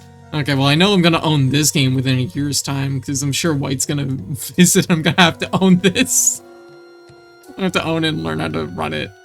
Yeah, like, look at them. They're cooking bread. That's so fucking cute. Oh my god. That is so cute. I don't know anything about how this game is played, but it... Oh, I just saw the price tag on it. Woo! I'm gonna have a hot flash for a minute. But, here's the thing though. Board games are expensive, but a good board game, you will get so much mileage out of. There's definitely board games in there that, like, we played hundreds of times at this point. And it, like, some of, like, the really good ones, they're still fun. Like, it's not even that, like, you play it like 100 times and you're like, oh god, this game again. Like, the really good ones, I find most really good board games have, like, either kind of, like, some random elements, like, thrown in there, but not, like, to the point where you're doing dice rolls. I think that's really important for making a good board game. Because I know, like, I'm trying to think. We play Yokohana and Yamatai a lot. Those are two board games, and like Yamatai, like, is this game where it takes place over all these little islands, and like the islands are all randomized every game. So, like, you know, it's gonna be a little bit different every time. Yeah. You get good value of good board games, yeah. And like when you take care of them, they do last. They last really well. So, I will. White, you write down Flamecraft, because that game looks too fucking cute. I'm gonna have to, like, I'm definitely gonna need a reminder on that. What's the other one? Bunny Kingdom is another one. Actually, I think I've seen Bunny Kingdom before. I might have. Yes, I've actually played Bunny Kingdom once. It was cute. I liked it. Yeah. I would have to play it more to know, like, really feel it. Flamecraft looks adorable. Oh, he's out of stock. Yeah, I can understand why. That's the other part about board games is... Unfortunately, like, when COVID started, the bubble kind of burst a little bit, so I think it's, like, a lot of them have very, like, limited, like... I don't want to say have really limited prints, but, like, it can sometimes be, you have to order ahead. Sometimes you have to find a place that can order it in, and then you might wait for, like, a month or two. Do you think your mom would like D&D? Here's the thing about that. It did cross my mind. I don't know much about playing D&D or like that kind of like structure. I've only done D&D. I've only played 2 D&D sessions. And both kind of fell through right afterwards. So my experiences with D&D aren't great. I think it's really cool. I think D&D is really, really cool, but it's also just like, I know for like Code Mom, I think what appeals to her about a lot of board games, especially Euro games, is because there's like an accounting element, there's a resource management element, and it's like balancing these numbers and working out the math and that sort of thing is really big for her.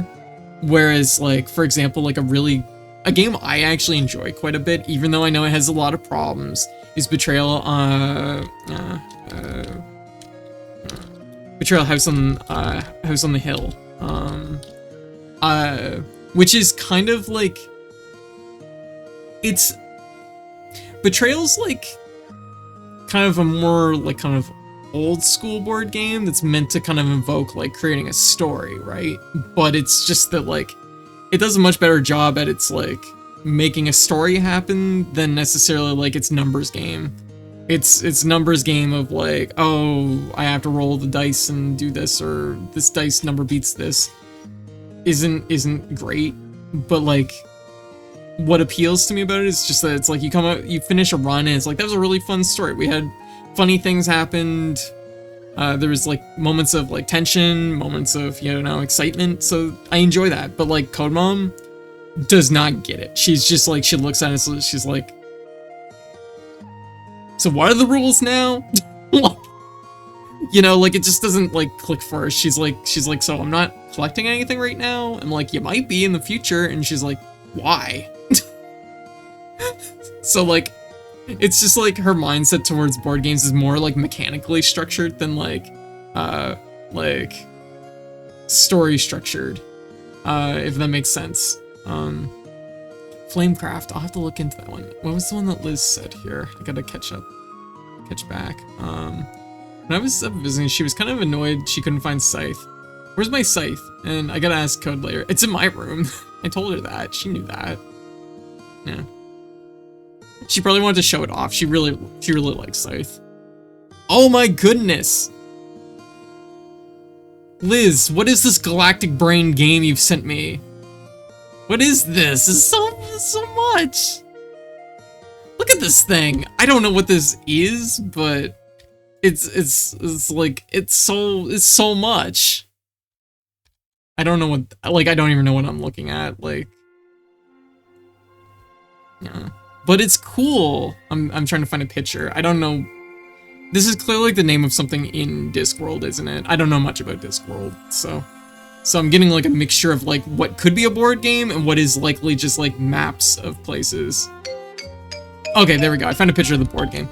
Okay, yeah, this looks like, it still looks complex, but it looks interesting. Because the initial picture I got was like just this like massive like cityscape, and I'm like, I have no idea what I'm looking at. Yeah, it's the main scene Discworld takes place in. Gotcha. I like it. I mean, it has all the things my mom likes, which is like tiny houses, cards, a big map. Oh my goodness. I'll have to look up some of these games. Let's play this 4X game. 4X games. It's not really as complex as it sounds. Gotcha. And 4X games, this is normal for her. That's fair. No, it's like Twilight Imperium. Twilight Imperium. I know the name of it, but I don't think I've played it. City on Discworld, on the back of 4 elephants on the back of a turtle. Very easy to understand. Oh, let's see. Oh yeah, there's the picture of the turtle. it's... There you go. There you go. That just makes sense. I mean, elephants are really big. And that's a big turtle. Makes sense to me. My last experience trying to play a serious board game is when people want to play Axis and Allies. I don't know much about Axis and Allies. Once again, I know the name, but I don't know much about it. And no one let me read the rulebook because I have dyslexia. Oh, what? They should let you read the rulebook. And I was talking too long, and no one else knew how to play. Well, they didn't even read the rulebook. You were trying to figure it out. Yeah. Like, I think that's always an important thing with board games, especially when people are like new to a board game. Have the rulebook out and have it like available for everybody just to pick up and like look at. Like, because it's the thing, right? Like, even if you're just reading it to yourself to have a better understanding, like that's helpful. I know it definitely has helped me in the past where like we'd just have like the open box sitting next to the table and I'd just like take the book out and I'd be like reading it a little bit and then like someone else would be like, hey, can I like check a thing? And I'd just pass it over to them. Geo has a character play which has a win condition and it's a secret. Oh, I like that. So you're working towards secret activities. Things like have units on each of these squares or because these things that happen in squares. Gotcha. So you're also trying to predict your opponents, like what their win condition is. That's clever. Yeah. But of course it's gonna be more obvious. I like that. That's cool. I feel like we've played a couple board games that are kind of in the same vein as that in the past. That's neat. Yeah. So it's basically Dune board game. Oh, I haven't played Dune board game. I don't know much about Dune either though. But that's the thing. There's actually like a lot of board games for like licensed like properties that like are actually pretty good. Yeah, especially nowadays. Like maybe not so much like maybe in the 90s and 80s and 90s, but like there's a lot of good stuff out there like nowadays. I always had a problem with trying to play Risk that we'd always have a drunk friend who would turtle, lose, or flip the board. Oh yeah, that definitely happens.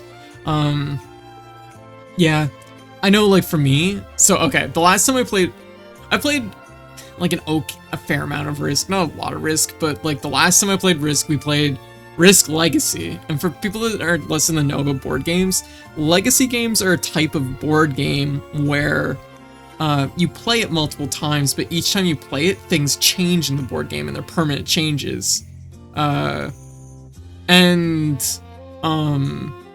like things that happen in one game affect later games, which I have my feelings about legacy games and how they are, but yeah, Risk Legacy has like stickers that get stuck to things forever. Yeah.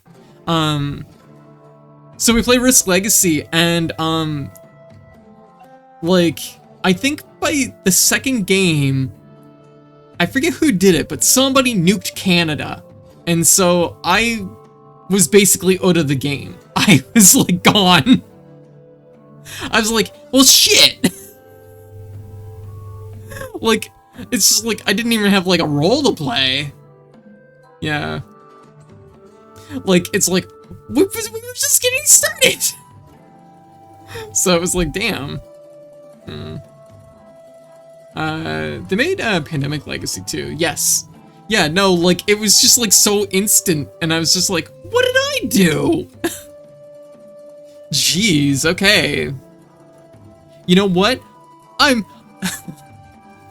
I'm just like, I get the message. I'm not taking it personal. You're taking it personal. I'm gonna take my maple syrup and go home. Hey Cheetah, how you doing? I've only played Virtual Risk, as in the video game. Ah, gotcha. Yeah, I've only ever played Blood on the Clock Tower Legacy before. I haven't played Blood on the Clock Tower. What's that? I might have to look up that one too. That sounds cool too. Yeah. Great sentence to hear when listening to the other room. Somebody knew Canada. In Risk, just to stress. You can't withdraw all of Canada's maple syrup. I mean, wait, what? Yeah. Strategic maple syrup reserves would be irradiated. Yeah. And also, actually, you know what else happened in that board game? Which, I just want to say, I hope I made you proud, Australia. I briefly played.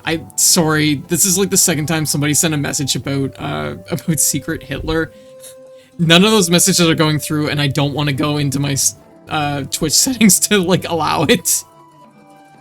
I haven't played it, but I've played games like it. I've played some secret role games. But I hope I made y'all proud. Australia. I briefly had presence in Australia, and I made a capital city, which I named Jumping Hard Kick City. So I hope y'all enjoy your new capital city. before I get like irradiated from the game.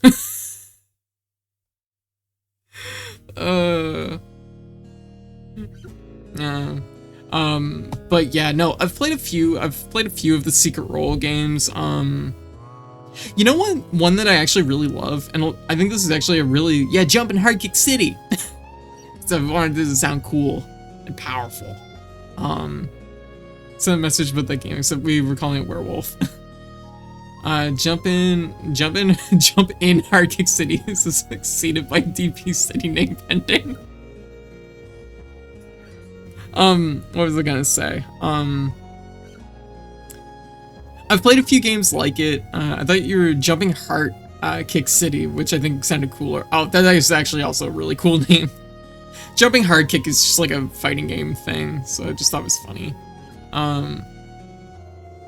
What was I gonna say? Oh, I've played a few games like Werewolf and Secret Hitler. One that's like not 100% like... It's like my favorite version of like secret role games is actually a really small game. It's called Love Letter. I think it's really overlooked.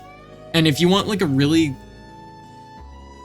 cool game that's like kind of on the lighter side, but also like kind of a good introductory to like kind of deeper like kind of board games or card games, Love Letter is wonderful. It is a card game that has 15 I think it's like 15 cards, and it's all about like your roles depending on, you have 2 cards in your hand and you gotta play one and do what it says on the card, and you gotta keep one, and the idea is that you gotta try and guess what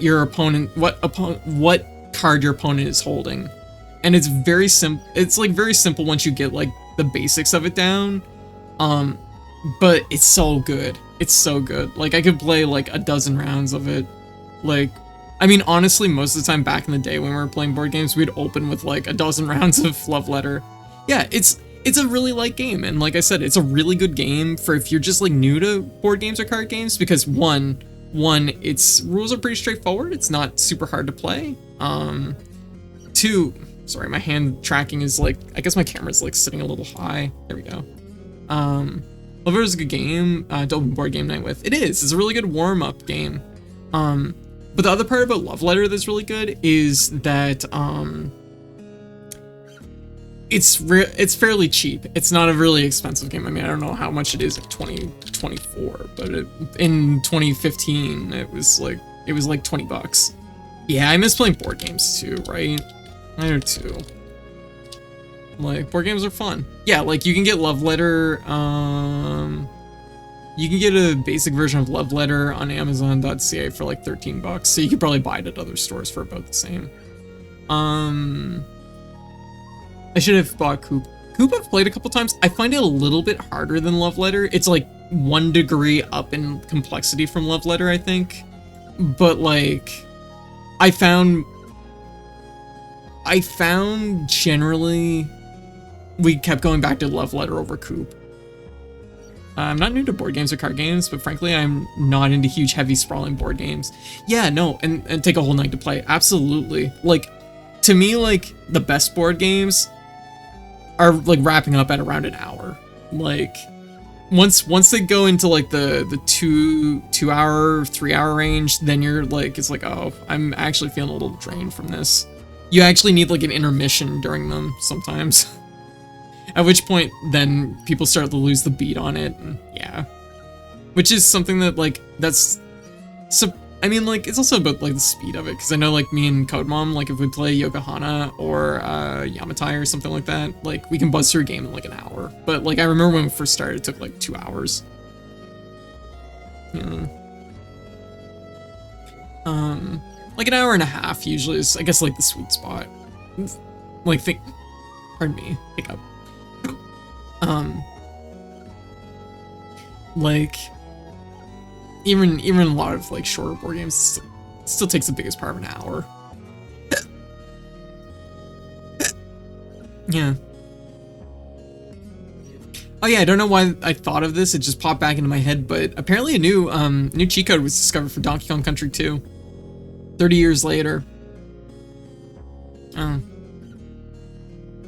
Drink the trans pop too fast. I was chugging it. Talking about games, I love Neptune's Pride. Oh. Yo! Vampire Valkyrie, welcome! Here, let me drop you a follow. There you go. Vampire Valkyrie, welcome! How you doing? Aw, thank you for the raid. Yeah, I'll drop you a follow. There you go. How is Dawn of Sorrow going? What was I gonna... There was something that I was gonna say. I forget what it was. Neptune's Pride. I haven't played that board game. There's so many cool board games. And the thing is like the market just like blossomed and just like exploded in like 2015. Because I remember that being a big year. Oh, this is cool. It looks like another game that I know, but I haven't played it in a long time. Is this a board game or is this just like... Oh, this is like an online game. Is it an online game? It's just an online game. Yeah. It's an experience. Or is it a board game? I'm getting mostly just pictures of like a video game version, if there is a board game. It reminds me of, it's not a board game in the traditional sense, gotcha. What is it? God, have you seen the campaign for North Africa? It's a huge meme. It's a huge meme in board game circles. Campaign for North Africa? No, I haven't seen it.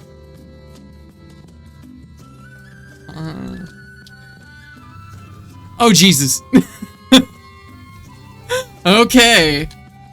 Well, that right there is a board. I think I'm good. What are we playing today? Honestly, we're just chilling out right now. I've been away for a week, so I'm just like vibing with y'all, catching up. We're talking about board games right now. Yeah, it looks like Big Catan. Oh my god, it's all hexagons.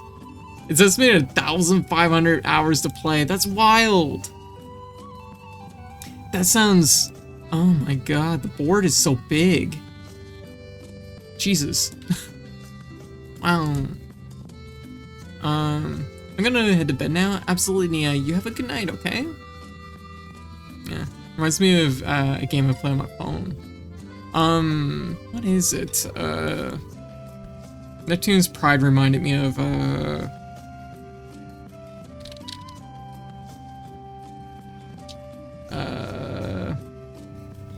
Race, is it Race for the Galaxy? No, maybe it isn't Race for the Galaxy. It's where is it? I don't remember.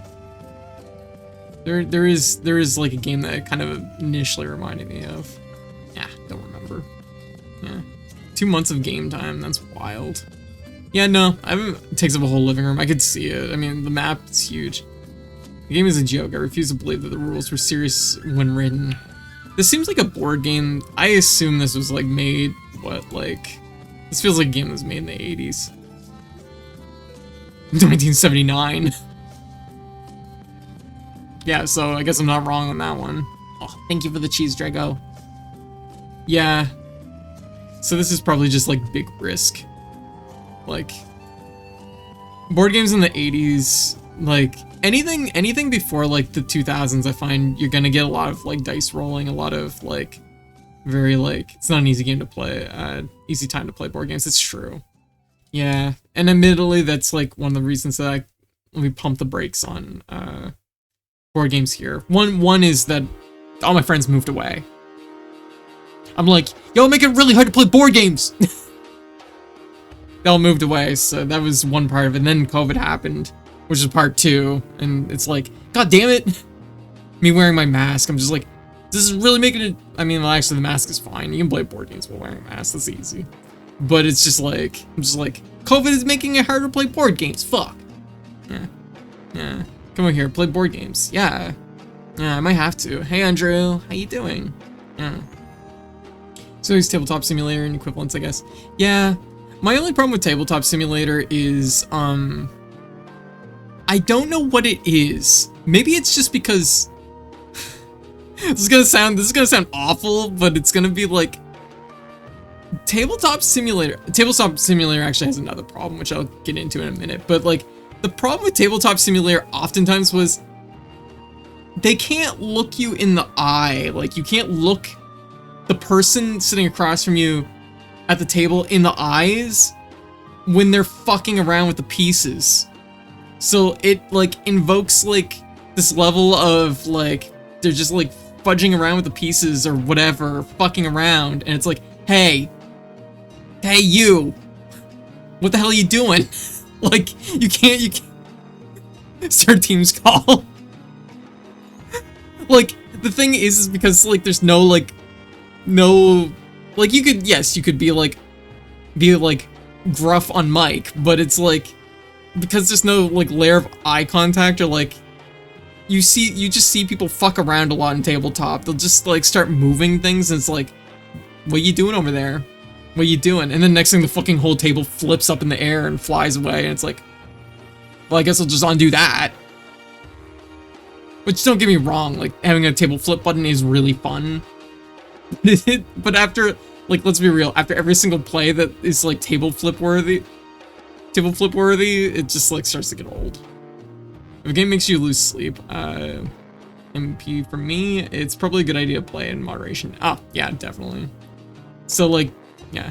And then we, the other players, figure out we can make pooping sounds with our mouths and codes. Like, who's touching stuff? Oh, our pooping sounds. Oh my god, popping sounds.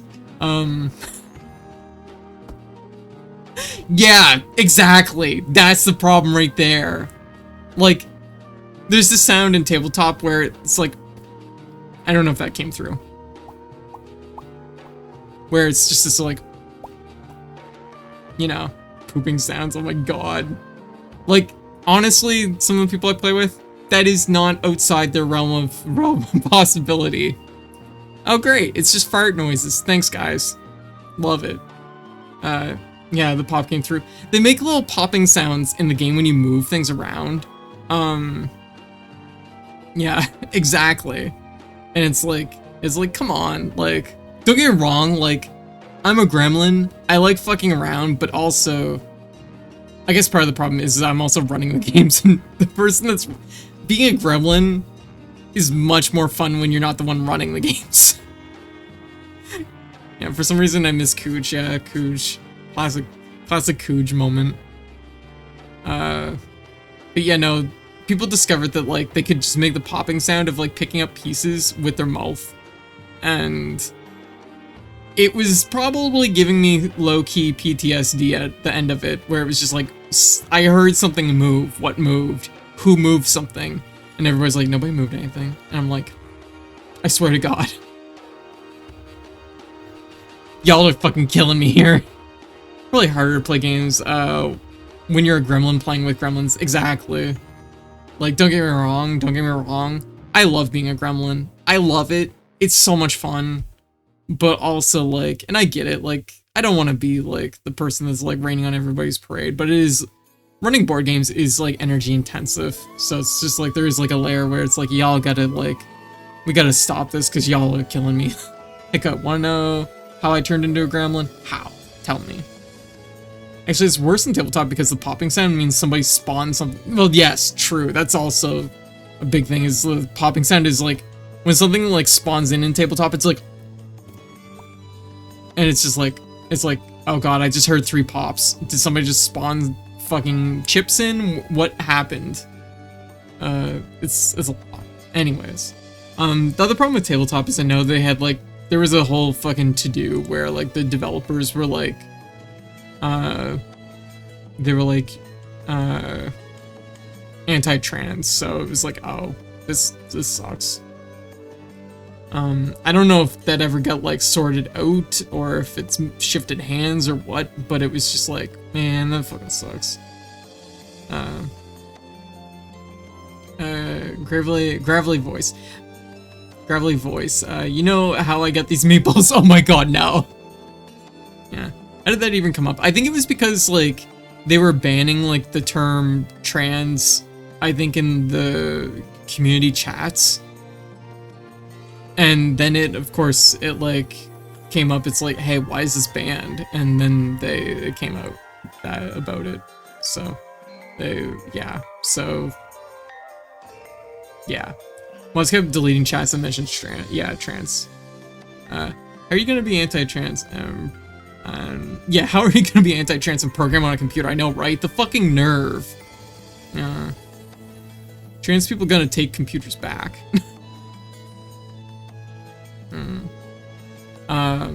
Also, something you asked me a question a little bit ago. Sorry about the delay. Oh, Cat Skeleton. Sorry, I didn't say hi. Cat Skeleton, how you been? I haven't seen you in a while. And yeah, Villainous Rex, how's things going? Sorry, I've just been like super like jumping from thing to thing. And Valkyrie, you're playing Julius mode. Ah, gotcha. I have to do a run in Julius mode soon. At some point. They were asking why I believe the response, keep politics out of our game or something. Yeah, it was something to that effect. I don't remember it like with perfect clarity at this point, but like, yeah. Here to my older brother first. He's been in the software coding industry for decades at this point. One of the first things he said after coming out is he has several trans coworkers. Ah, yeah. Trans people and computers, they just go hand in hand. Yep. Just like a sandwich. Yeah. Thigh high coders, exactly. What am I looking for here? Something asked me a question, and I definitely like, it was there, and I was like making a mental note, then I got distracted by a ton of board games.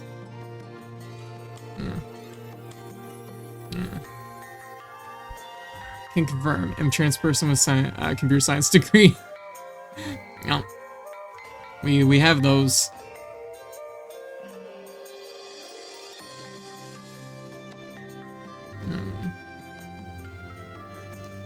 Oh yeah, that was a while ago. Sorry, that was like almost 20 minutes ago. How do you get my name? My name's actually my nickname. My name was Cody growing up, so my name got like boiled down to Code very, very quickly. Like, I don't even remember a time where my like mom didn't call me Code.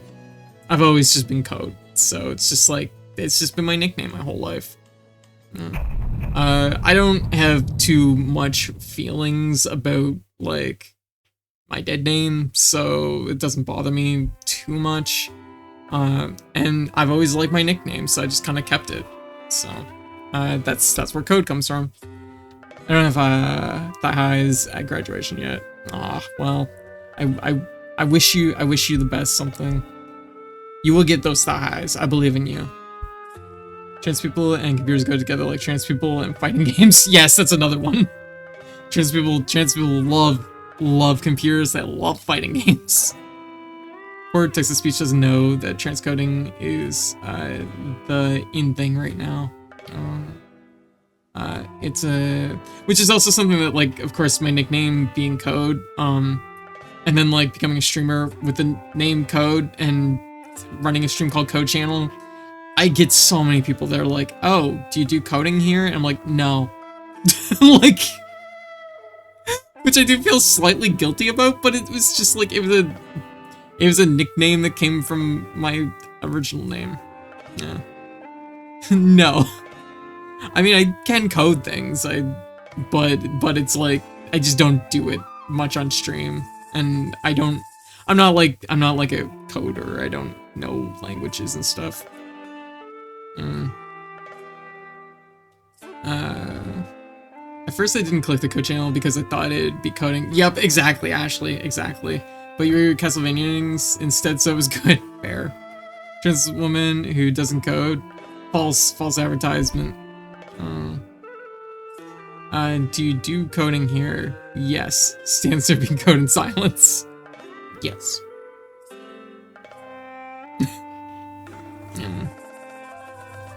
I'm always wary about this though, because like I used to design websites and stuff, and that was like one of the things I did for a while.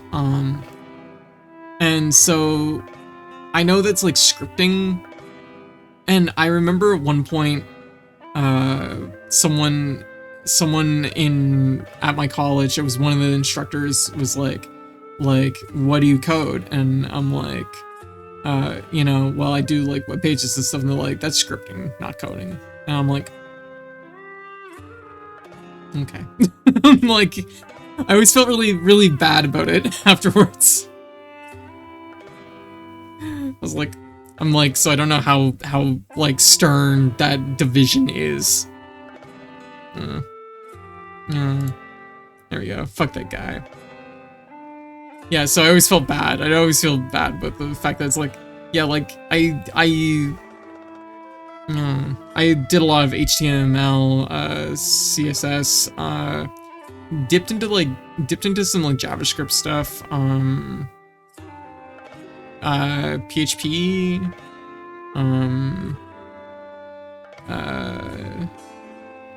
now I do whatever the fuck Sammy Board uses. I'm so far removed. Sammy Board is so like easy to work in, I honestly don't even know what it runs. I assume it's I probably would know if I just like thought about it. JSON. It's tricky because coding culture absolutely includes the kind of guy that has to feel superior to everyone. Scripting is coding. I'd say, hey Cassette, how you doing? I say picking Sims traits count as coding. Fight me.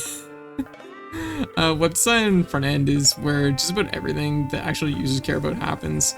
Yeah, like I did a lot of design stuff, but I also like did, which I mean you can kind of see with the stream, like a lot of the design elements that like start from back in the day when I'd make websites. It's like when I call myself a librarian, the head librarian told me, no, you're not. You're only a librarian if you have a library science degree. Oh, yeah. That's so mean. Yeah. For sex to JSON. Yes. Yeah. Exhausting bullshit. Yeah. Yeah. It's like frustrating. Because it's like, on one, like, I don't want to be like a mean person, but I want to respect the work they put into their degree, but also it's just like, it's like, I made this. Like, if I was in your situation, Liz, I'd be like, arms crossed. I would be like, I'd be like, I'm a librarian. Like, just like gently touches a book. I'm like, yeah. Book. I've never heard that game. Maybe I'll look at it. New to fighting games except Guilty Gear Strive, which I started a few months ago. Ah, gotcha. I need to get back to Strive. I need to play some Strive. They actually just they just started the 3v3 beta, which I might check out maybe tomorrow. I don't know.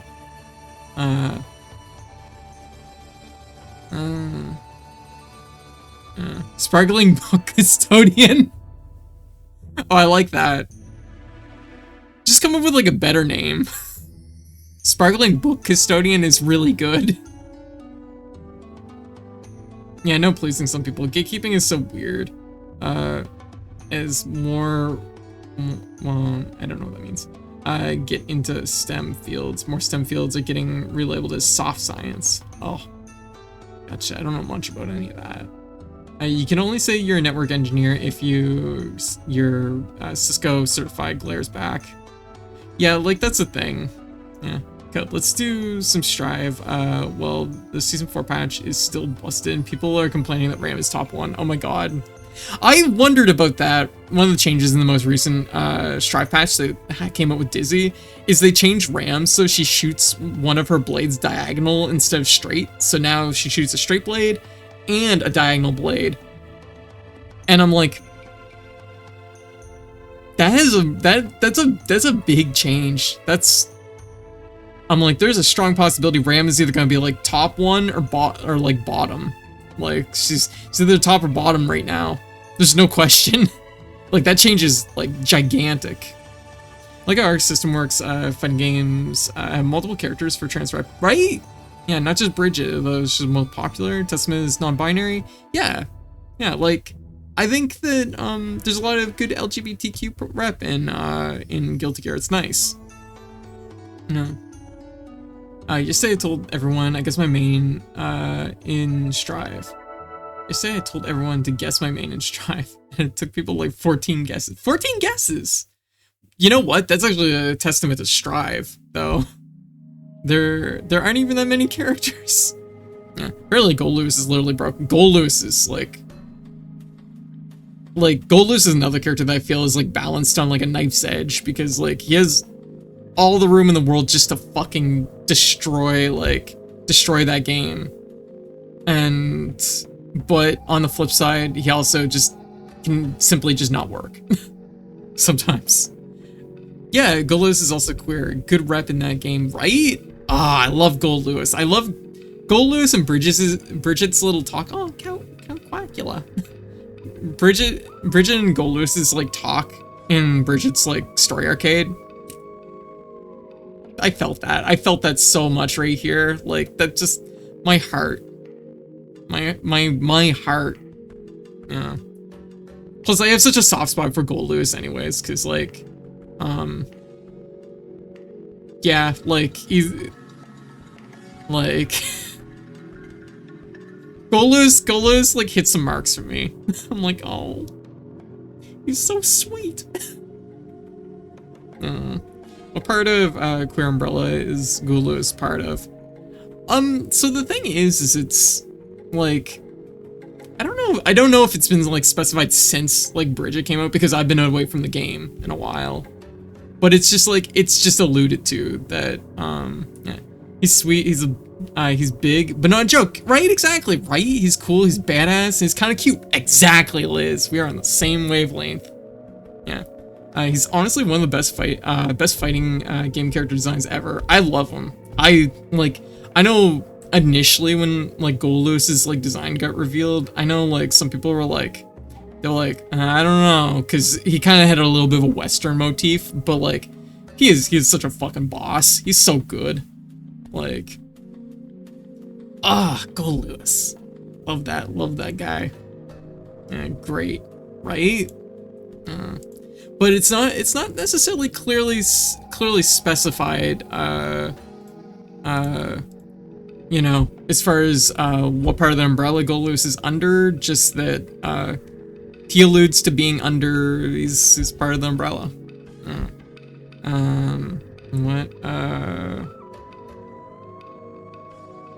What am I looking for? It's been a week. Hey, that's what was rolled earlier. I just remembered now that I see it. Yeah, bear vibes. I like how goofy Secretary of Absolute Defense is as a title. It is so good. What's the interaction with Bridget? I know, it's so heartwarming. Like, and that's like the thing is like, I think what hits really hard for like a lot of people, especially like my age, is that I'm not saying that like elders aren't there, but like our generation didn't necessarily have elders like immediately available, you know? So like having people to like look up to was not always an option for a lot of queer people. Yeah, there's a gap there. So for us, elder queers were, yeah, exactly. You know, that gap, you know, we feel that. And so it's something that like Goldlewis, I think, taps into. Yeah, we're the baby boomers of queers. That is strangely true. I'm like, I don't know if I like that, but I know what you mean. It's something that, you know, it's hard. It's hard because like, but it's something that like Bridget and like Goldlewis is like heart to heart is just like, it just taps into something that like I know a lot of us would really like to have. Yeah. But also I think it's just nice. It's just, and how to put it? I think the, like, don't get me wrong, it's totally fine if they like say what like Golos is, but I think there is something like warm about the fact that like it's not specific with Gold Lewis. You know, you can like, how to put it? I think there's something about it that just like hits just right. Maybe it's just like the idea that it's you know, from an older generation to a younger generation, and just like what kind of encapsulates a little bit of like the older generation's experiences, where a lot of older generations weren't out about things, so they would be able to relate and have these things and talk to you about them, but they might be less specific about it because of just what they've lived through. I'm an elder queer, despite only being out 4 years, becoming 44. And I mean, like, that's the thing is, like, I think the last few years, it's really started to, even though there is like that gap, I think there is like, there's a lot of people like doing their part to kind of fill that role, you know what I mean? Which I think is really, really important. Older gens can yeah, barely cope with the thoughts of divorce and a bad marriage. Where's my other portal cube? Where's my, there it is. Where'd the music go? I gotta go through all the music and find those like dead spots in my tracks. Here. I do know at least 1 or 2 Gen X trans folks IRL though. Yeah, and it's like, it's definitely not that like they aren't there, but it's just not to the same like capacity, because of course the AIDS epidemic and the way the US treated that really that was, yeah, that's like a whole fucking kettle of fish to talk about. But yeah, they're not gone, there's just fewer, and they came out at a time when you had to hide so much more, exactly, right? So, you know, I think it's something that there is like a interesting, yeah, I'm technically Gen X, born in the 80s. I think it's like after, you have to be born, what, before like 85 or something to be Gen X? I think it's like after 85, it's like millennial. I forget what the split is. I forget what the split is for that. The trans folks, I know it came out much more recently, like in the past few years. And that's a big thing, is like visibility. Once again, visibility is super important. Visibility is so important. And like that visibility, okay, 1986, 1965, dyslexia kicking in 1986. 1965, 1980, according to the internet. That makes sense. Because I was about to say, Gen X is like usually like, they grew up through the 80s rather than being born in the 80s. Oh my god, I typed it in, I can't read it. I mean, Gen X folks, I know it came out trans within the last few years. And that's the thing, is visibility and creating that community, I think, matters so much, right? Being trans and being queer and visible is really important, because it's something that, like, as much as we look to, like, you know, like, there's older generations that look at us and they're like, you know what, like, you know, it's time, you know, and I think that's really, like, really important too.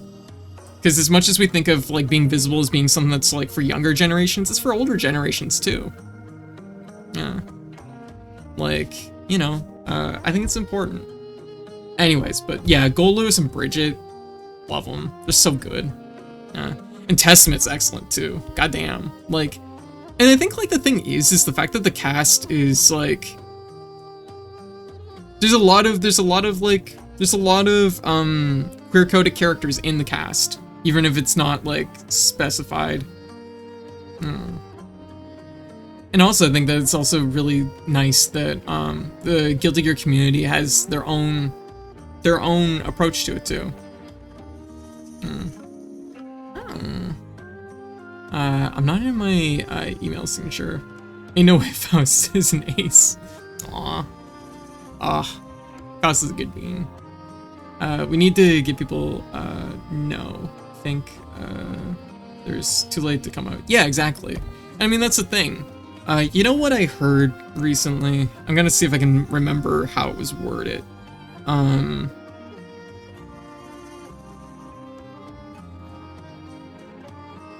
was it worded? Because it was a really good counter thought, like when I read it, I was like, you know what, that is such a good like train of thought to have. Because I know like a lot of people, for example, like when they're trans, they're like, you know, I'm too old to transition now. Code, you missed the first part of my statement. People that feel like really strongly that they're like, well, it's too late now. It's never too late, first of all, but it was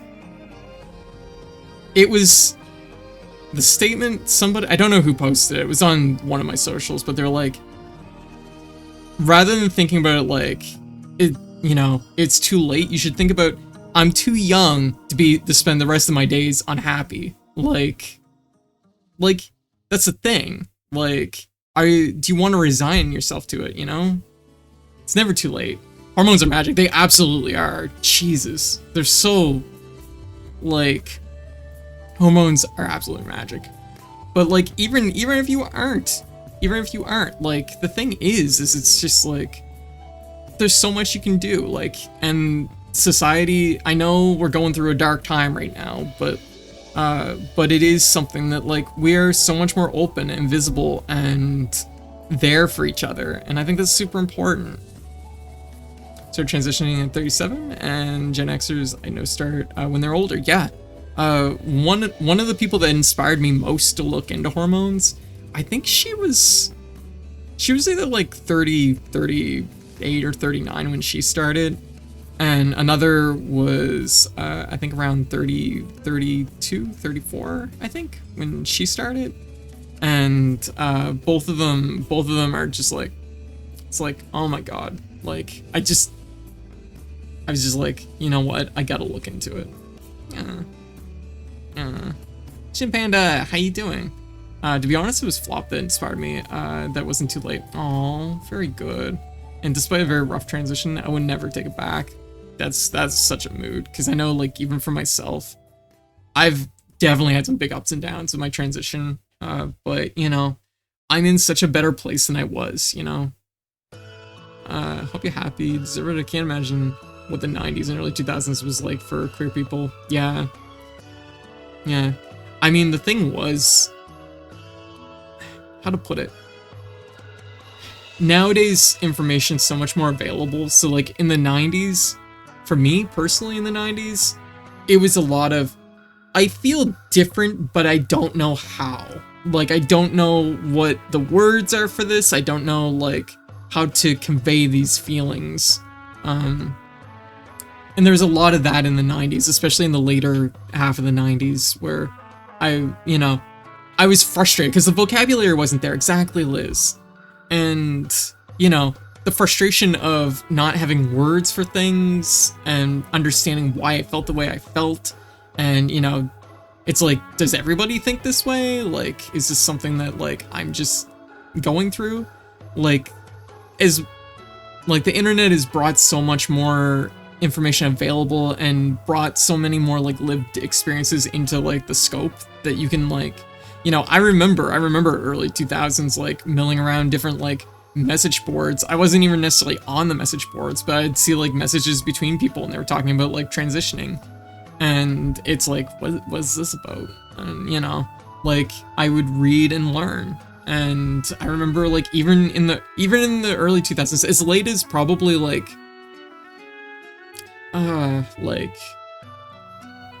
I probably realized, like, I was trans, like, by, like, definition, like, probably, I don't know, like, 2002-ish, but, like, that was still just, like, you know, the words just like weren't there. The terminology wasn't there. It's like the processes and like, what do I do now? Like those sort of things.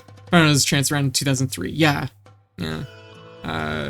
Gender shit in the 90s was depleted uranium fire. Transition 35, and I knew I was trans, MB at 6. Aw. Yeah, it's a long ride. Transition didn't happen for me, got gate kept, back then. Yeah, and it does happen. I know, like, even for me, like, pretty early on, I knew, like, I was, bi to, like, some capacity. I was just like, I knew this was a thing, but I remember being gatekept like about that, like in the like late 90s, and it was like, that was like heartbreaking, but it was something that was like, it was really common. And then like being trans, like I didn't know like even once I kind of had terminology, it was still like, it took a lot of years for me to process.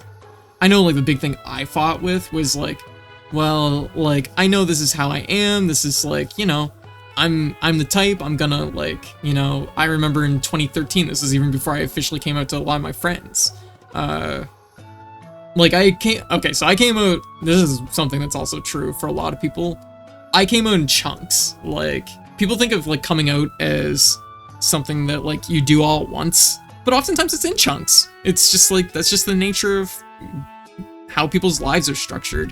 So like, I came out to like my mom when I was like, and it was about 2006, I think, 2007.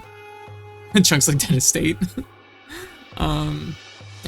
Yeah, Liz is also like super visible, and I know, yeah, I started to see trans people like Liz on Games Done Quick, when SCDQ, 2019, when I finally cracked, yeah.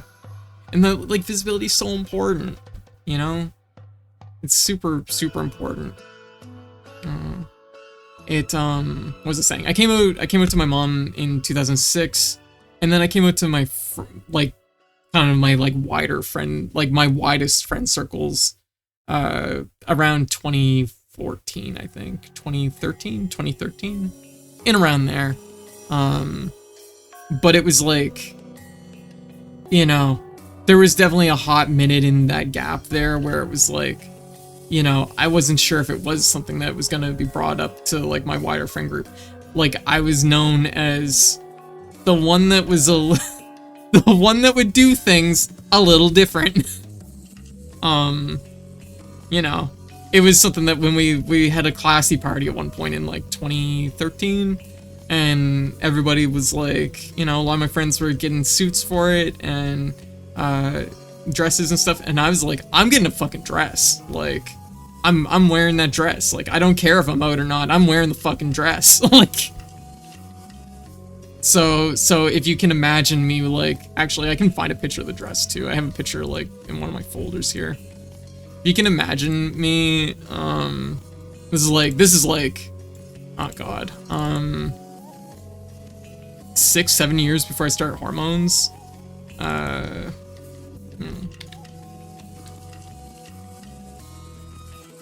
I was like, I'm going all in, like, I'm like, I want to be hella pretty. Let's try to find a good picture here. This is me looking really pouty, but that's also because I blocked out the face for privacy reasons at the time. Here we go. It was very pouty. Like, I got a wig and I bought like the dress, and I was like, you know, I fucking owned it. I was just like, fuck it. And like, I remember at the time, like, yeah, I remember at the time, like, there was definitely like, we were playing, we went out for like a really nice like supper, and when we were playing pool, I do remember one of my friends at the time, they're like, hey, do you have something you like have to say or like talk about? I'm like, not right now. Like, that's pretty much the extent of it. So, you know, it's really funny too, because there's one photo here, I don't see it in this folder, but it might be in one of my other folders. I might be able to find it really quick. which is really, it's like, and you know what? My friends were really sweet about it because a couple of my friends were like, holy fuck! And they were like, oh my god, you look so good! And I was like, I still remember it. And then like a couple of my friends, they were just really sweet about it. They were just supportive. Nobody like called me out, and like I said, it was only like the one friend that was like, do you have something you want to talk about or like say, or like what's this about? And I'm like I just want to wear a dress. I'm like, this is like, I want to fucking own this. When I came out to my friends, they were like, we know, yeah. Because I had a tendency to send this picture of me and Rob to my friends, and like, what? Oh my god. Yep, Liz. This sounds like a classic, like, Liz troll. just like slung an envelope across the table, and you're like, hey, this is important. They fucking open and they just pull out the photo, and they're like, it's the goddamn photo again!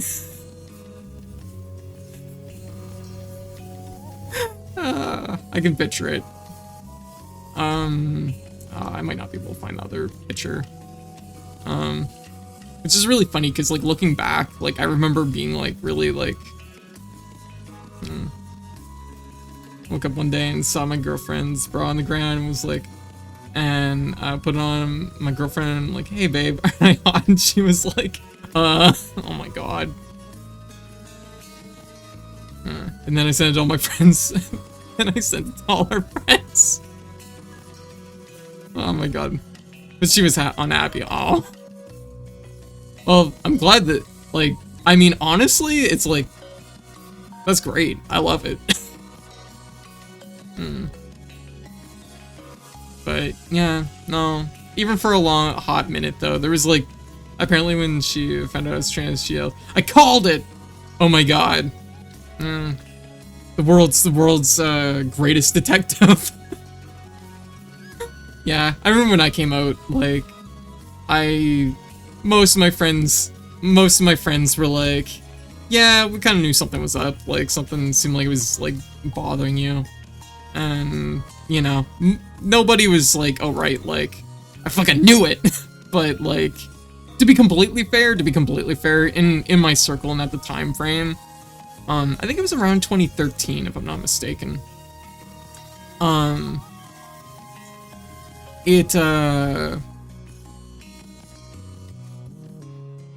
There was definitely, like, a little bit of a window of, like, explaining it. And I know, like, in 2006 or 7, when I told my mom, I had to explain it. She sits down, she's like, what's that mean? And I'm like, explaining, she's like, oh, what's that mean?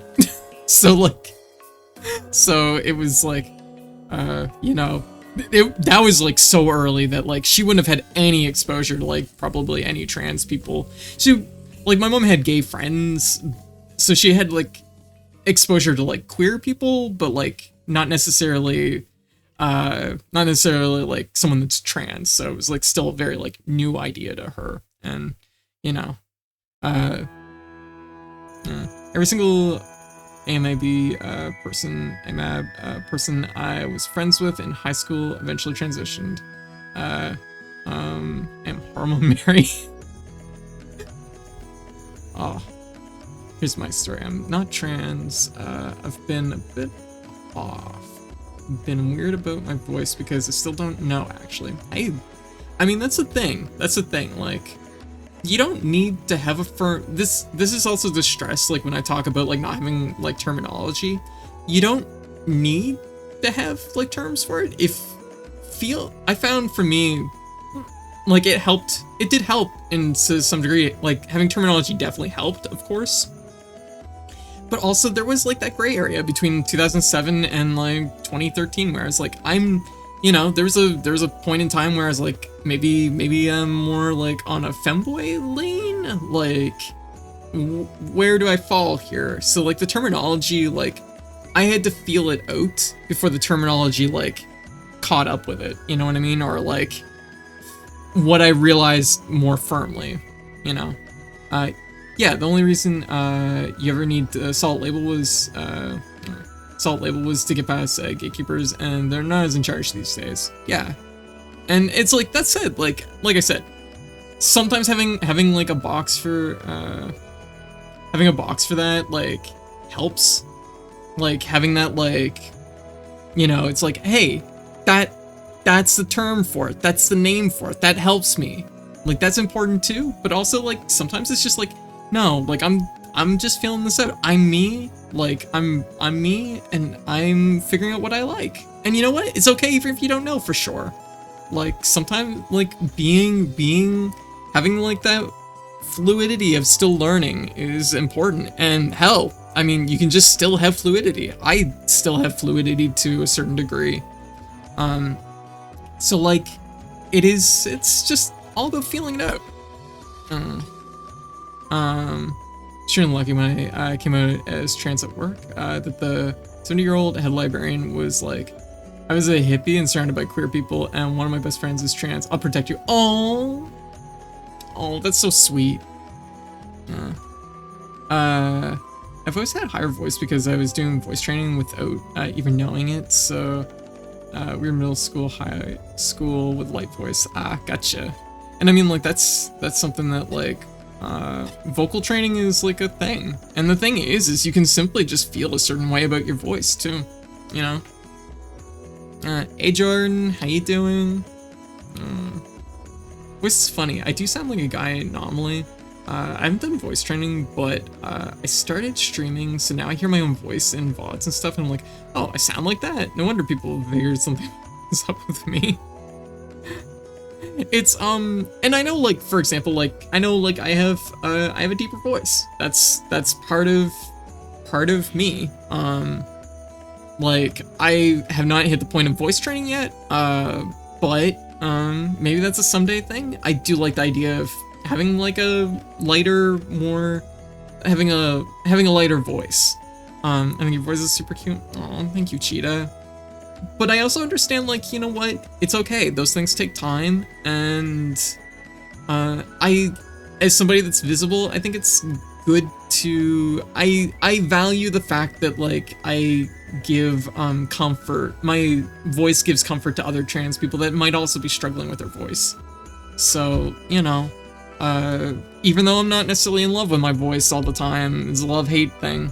I think your voice is fantastic and very feminine. Oh, thank you, Liz. So like, I think that there's like an importance to it. Like I've kind of, even though, like I said, I would like to hit a point where I have like that, you know, softer, lighter voice. I'm okay with where I'm at right now. Oh, also, I just gotta say, it's really funny because like, just one sec. I just gotta crop this picture just right. It's really funny. It's really funny how like hormones and stuff works. Because I remember this one photo in the pile of photos from that classy night, same night this one was taken. There's a fucking Game Wave Bird controller there that really dates that.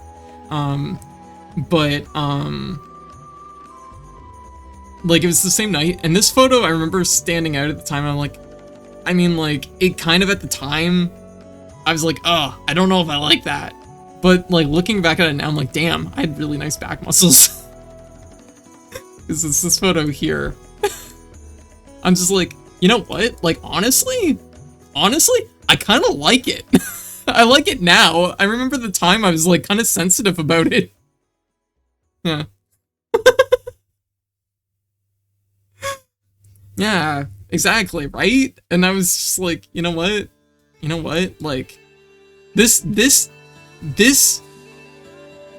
one photo, like, has done more to, like, give me, like, comfort about, like, my back than probably all my hormones combined.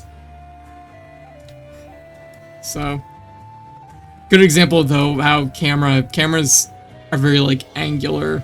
Yeah. Is that you? Yeah, that's me. That was me from like 10 years ago though, so it's like, I don't know. Have you seen the ending for Metal Gear Solid 4? I mean, I have. Like, what part of the ending? The fist fight or the ending? Because I do not remember the ending. I remember the fist fight though. God, that fist fight's so fucking good. Anyways, I loved it. I think it was pretty good. Yeah. All that matters is the old man fist fight. Okay. Just think of Meryl in the dress at the end. Oh, yeah. I remember that. That just like. That just. Oh. I gotta just do a thing on the internet right quick. Just completely ignore me and what I'm searching right now.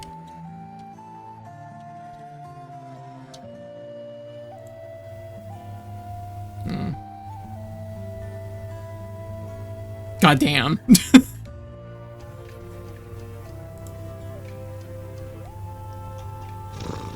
Woo! Yeah. Okay, anyways. I'm just getting distracted for some reason. For some unrelated reason. God damn. Fuck. Okay. Anyways, code. This show subscribe to our OnlyFans. Aw. Thank you. Except you can't now because I closed it down. Because I was just like, no. I was in the right mental space. I needed to give it some time. Maybe someday. Maybe someday I'll be back. Sitting here talking for 3 hours. Yeah. And I mean, like, honestly, I hopped back today. How to put it? I got back from my trip yesterday, and I mean, obviously, we were all feeling a lot of feelings yesterday. But I want to be on here today. I was originally planning on not coming back till probably Sunday, but no, I want to be online, and I want to just hang out with y'all, and just, even if we didn't get to any games, just like chat. Like, just catch up and just like vibe, because I think it's like really important to have these moments, you know? Like, as much as I'm like a fucking game fiend, scheduling everything in, blocking everything in, like, I'm, you know, like, I understand it's important to take that downtime, and I think we really need some downtime just to chat and hang out and remember that, you know, we're here for each other, you know? It's really, really important. Yeah, good intersection of the two. I like how, I can't tell if it's a part of Kojima's focus on realism and him going, yeah, she's a professional soldier, so she must be pretty muscular. Or if it was just peak horny Kojima. I feel like it, yeah, it's probably an intersection of the two. Yeah. Yeah, I really like your chatting parts. Aw, well, thank you, Kat. I like to listen to you and chat too. Yeah, like, it's been a week, you know, and I said yesterday it was like 1 a.m. and I think I said to White, I said, holy fuck, today felt like it was a week long just by itself for how stressful it was. So like, you know, it feels like it's been even longer. Can't even underestimate the drive of horny Kojima. It's true. That's a powerful force. Kojima's like weird because like I'm like not to like not. Let me finish my sentence. He swings wildly between things that I'm like, how to word this? You stop right there. Kojima's weird. I really can. It really is true. Because, like, the thing is, this is the same guy who gave Olga hairy armpits, so I don't know what's going on with that guy. I think he just likes lots of things, and that's great.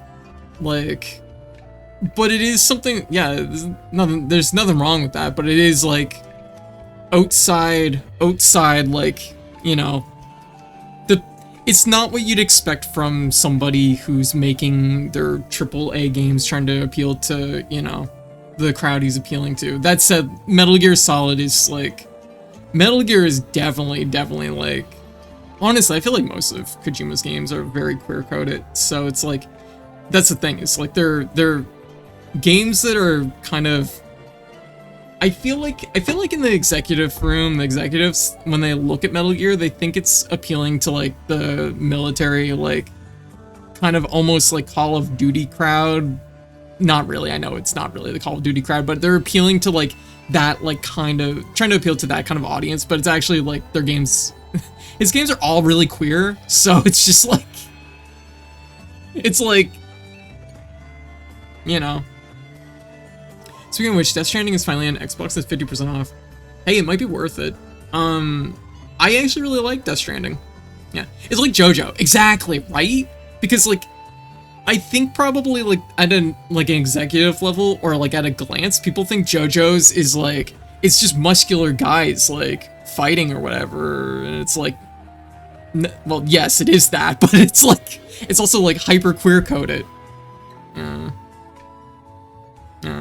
Look, clearly, Kojima's Idol Woman was the boss. Pit hair, muscles would kill you, except that she had political goals involving her own death. Like, yeah, like the thing is that's the thing. Kojima swings between really good women, like female characters, and really not good female characters. People think JoJo is what Bakai is actually, except Bakai is also kind of gay. Oh my goodness.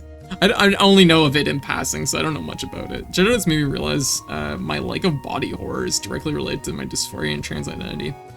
Fair. Yeah. Like JoJo's is wonderful. I wish I had found JoJo's earlier in my life, because I think JoJo's would have, I would have liked. I want to go to the timeline where I found JoJo's like in the early 2000s and became like fully enamored with it back then, because I feel like the code we'd have now would be very, very different. Okay, what's up, Hive?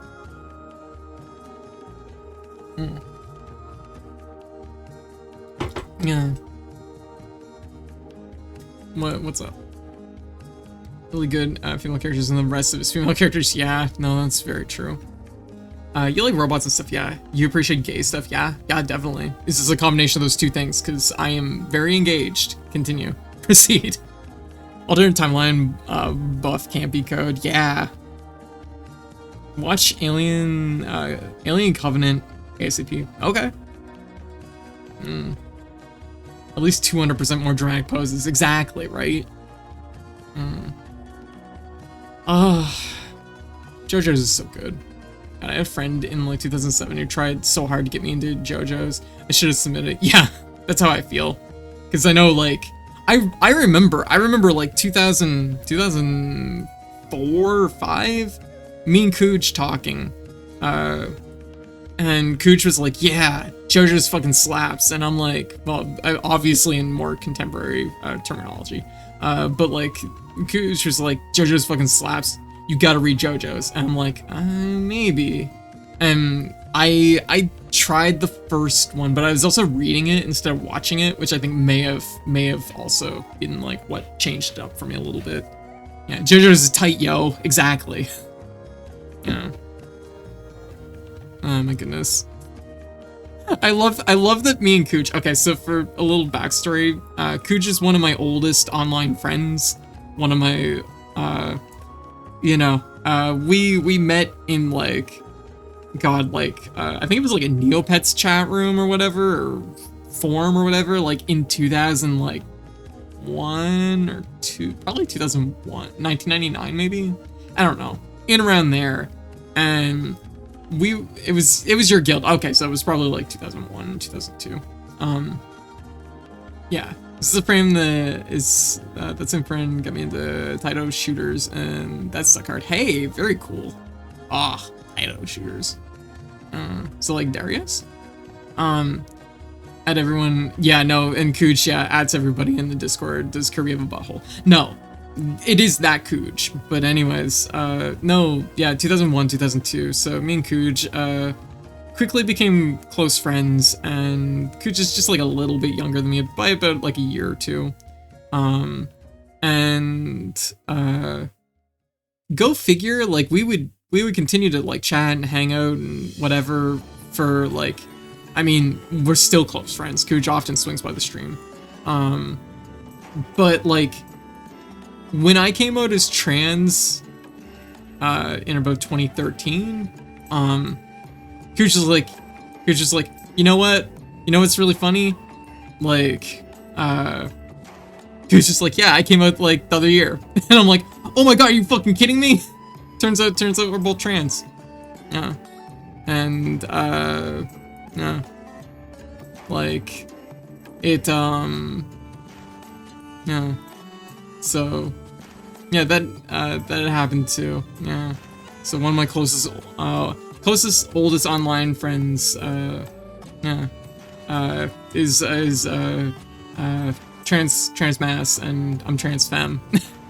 It was interesting how the dynamic had always been there. Yeah. He gained a trans sister, I gained a trans brother. It was really sweet. And it was funny how the dynamic was always there, but it also like shifted slightly, but also like in such a like conservation of gender. Yeah. It was wonderful. It was so good. But it's funny because of course we're both JoJo's fans now, and of course it's like, yeah, like trans people are like stand users. They just know they're attracted to each other. We gravitate towards each other, and honestly it's kind of funny, but it is kind of true. I don't know why that works. It just is a thing that happens. Like, I know there's obviously like the through line of, yes, like a lot of trans people have the same hobbies where it's like, yes, I also have a degree in computer science. but it is funny how we all kind of gravitate together. I think you can tell when someone else is like not quite getting along with gender as assigned, and they feel safer. Yeah, and that's true. There's like a subtle feelings probably, even if it's not something that you're consciously like thinking about. Yeah. You also wish to be stepped on by large muscled women. Oh my goodness. Yeah. When I got a really nice boob growth spurt last fall, my best friend, trans mass pal, got the TEATS. Conservation of gender and mass. Oh my god. Oh my gosh. My love of solid state physics revealed to me that I was a woman actually. Aww. Yeah. Didn't get there to be for Code coming out. Got introduced to Code as, here's a trans girl. Isn't she cute? Aw. Well, that's sweet too. Yeah. To be fair though, like even when I was like mass presenting, I was always like, I always had like a feminine quality, I think. I liked doing my hair. I would, you know, I mean, I spiked my hair. That's one of the reasons why my hair is spiky, is because for the bulk of my life, I spiked my hair up. And I was always like, you know, I was always conscious about I wanted to like look good and feel good. Not that those are things that are like inherently tied to like being trans or anything, just that, you know, it was definitely the realization that I was like trying to like sharpen my presentation to a degree that I could never really meet because I was trans femme and I wanted to wear cute dresses and cute skirts and have a more broad presentation than what I could openly allot back in the early 2000s. Yeah. 5'11" was never feminine until I started transitioning. Oh my goodness. Finger pointing right emoji, finger pointing left emoji. My egg finally cracked when I realized my 6'4" ass will not likely find a woman larger than me. So interested, I became the ideal giant buff woman. Hell yes, yes. Oh, yeah.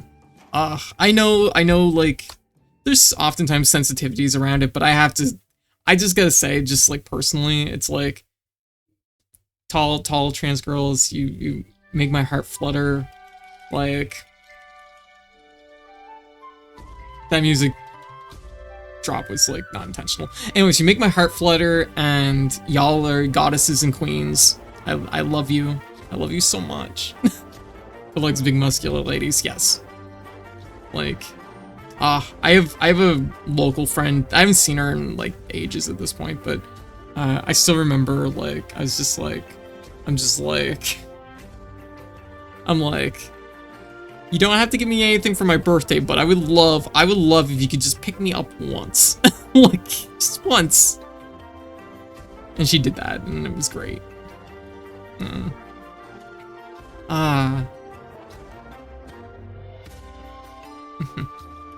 6'1" and big but not muscular. That's still great. Also, not to be a creep. I don't want to be a creep. Just I think y'all are great. I love you. I've returned from noodle making. Oh, what? You're making noodles? Like ramen noodles? And soft and fluffy. That's great. Those are good traits. I love soft and fluffy.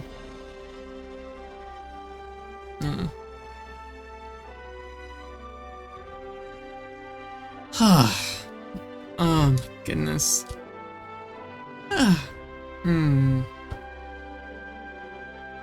Used to be 6'1", and now I'm 5'11", and also soft fluffy. Hey, and that's also a thing. Is like oftentimes when you start hormones, you do, after a while you lose a little height.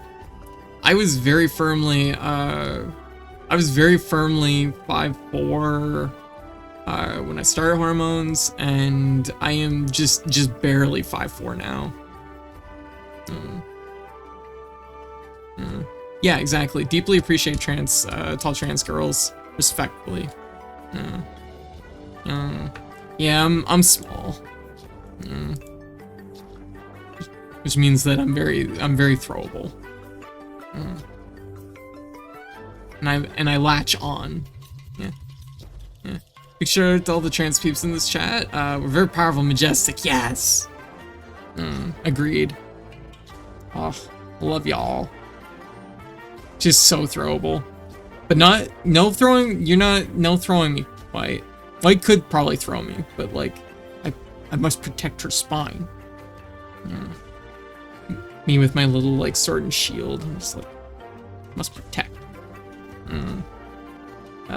Close friend of mine transitioned and recently went from being taller than me to shorter than me. Oh, what's kind of funny is it's just in my head. I have a couple friends that like all my height is in my torso, so like I'm close enough in height to them. That because for some reason all my friends are like, all my like close friends locally were all like around the same height as me, but they're all taller than me, but like close. But it's funny because a couple of them I'm actually taller than when I sit down, because like I have the proportions of just one sec. I have the proportions of where is it? I gotta find a good picture here. I'm trying to find there. Why can I not find a good picture?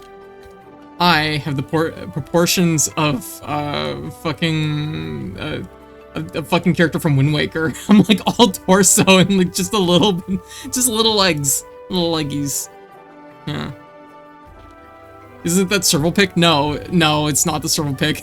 I'm just like proportion, like it makes me laugh because like it's just like when I realize that I have short legs, they're like nice legs, but they're short. I'm like all my height is in my torso, so like I sit down next to some people and like I like look over, I'm like suddenly I'm taller than them and I'm like, what happened? Belle! Belle, how you doing? Welcome everyone, welcome! How's D&D going? Aw, how's D&D going? Yeah, no, I didn't lose height. I'm 6'3". I love being the tall lady in most rooms. Oh, love it. I'm so pleased for you, Shiggity. Like, oh, goddess tier. Like,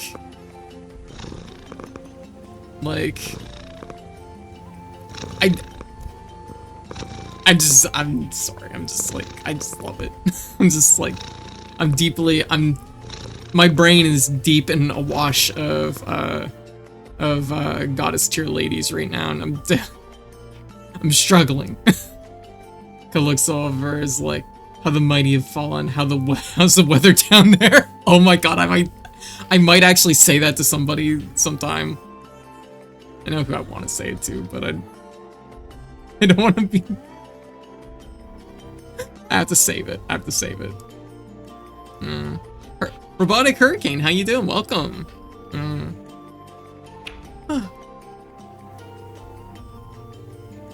God damn. Dang, y'all feel that? Fantastic Mr. Jack, welcome. Belle, I hope you stream it well.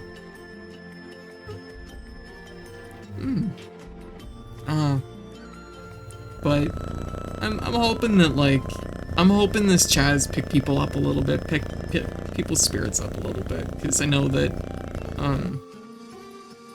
like I know I could be playing a game right now. I know, but also like I think it was really like I thought it might help if we just hang out and chat for a little while. Yeah. Oh, Chizu. What am I looking for? There we go. Whoa! I misclicked. I was like, where am I?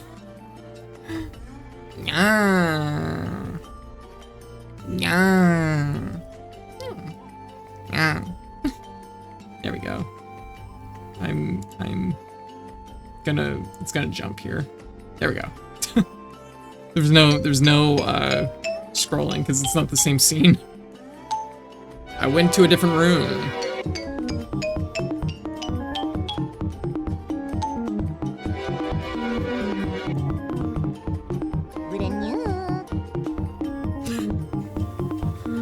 Ah, my goodness.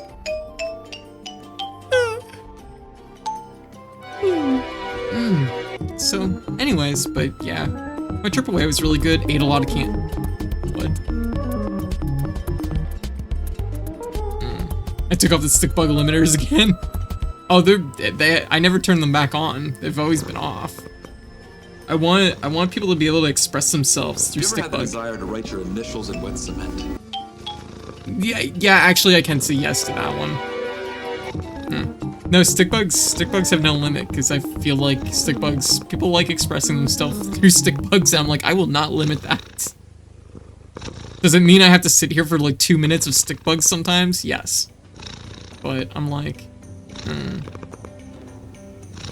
yeah, no, I've had that urge to write my name in wet cement. What's up, Ramses? Stick bug inspires more stick bug. Thanks, Kirby. What was that? What the fuck? Yeah, no, ate lots of candy while I was away.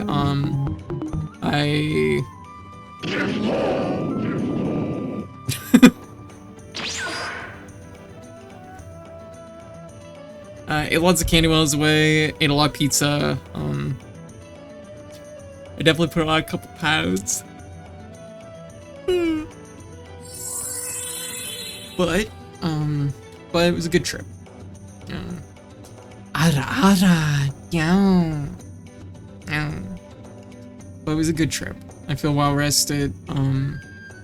Like I said, the schedule will pick up probably next week. I don't know if I can show y'all a little bit of what the schedule's gonna look like going forward.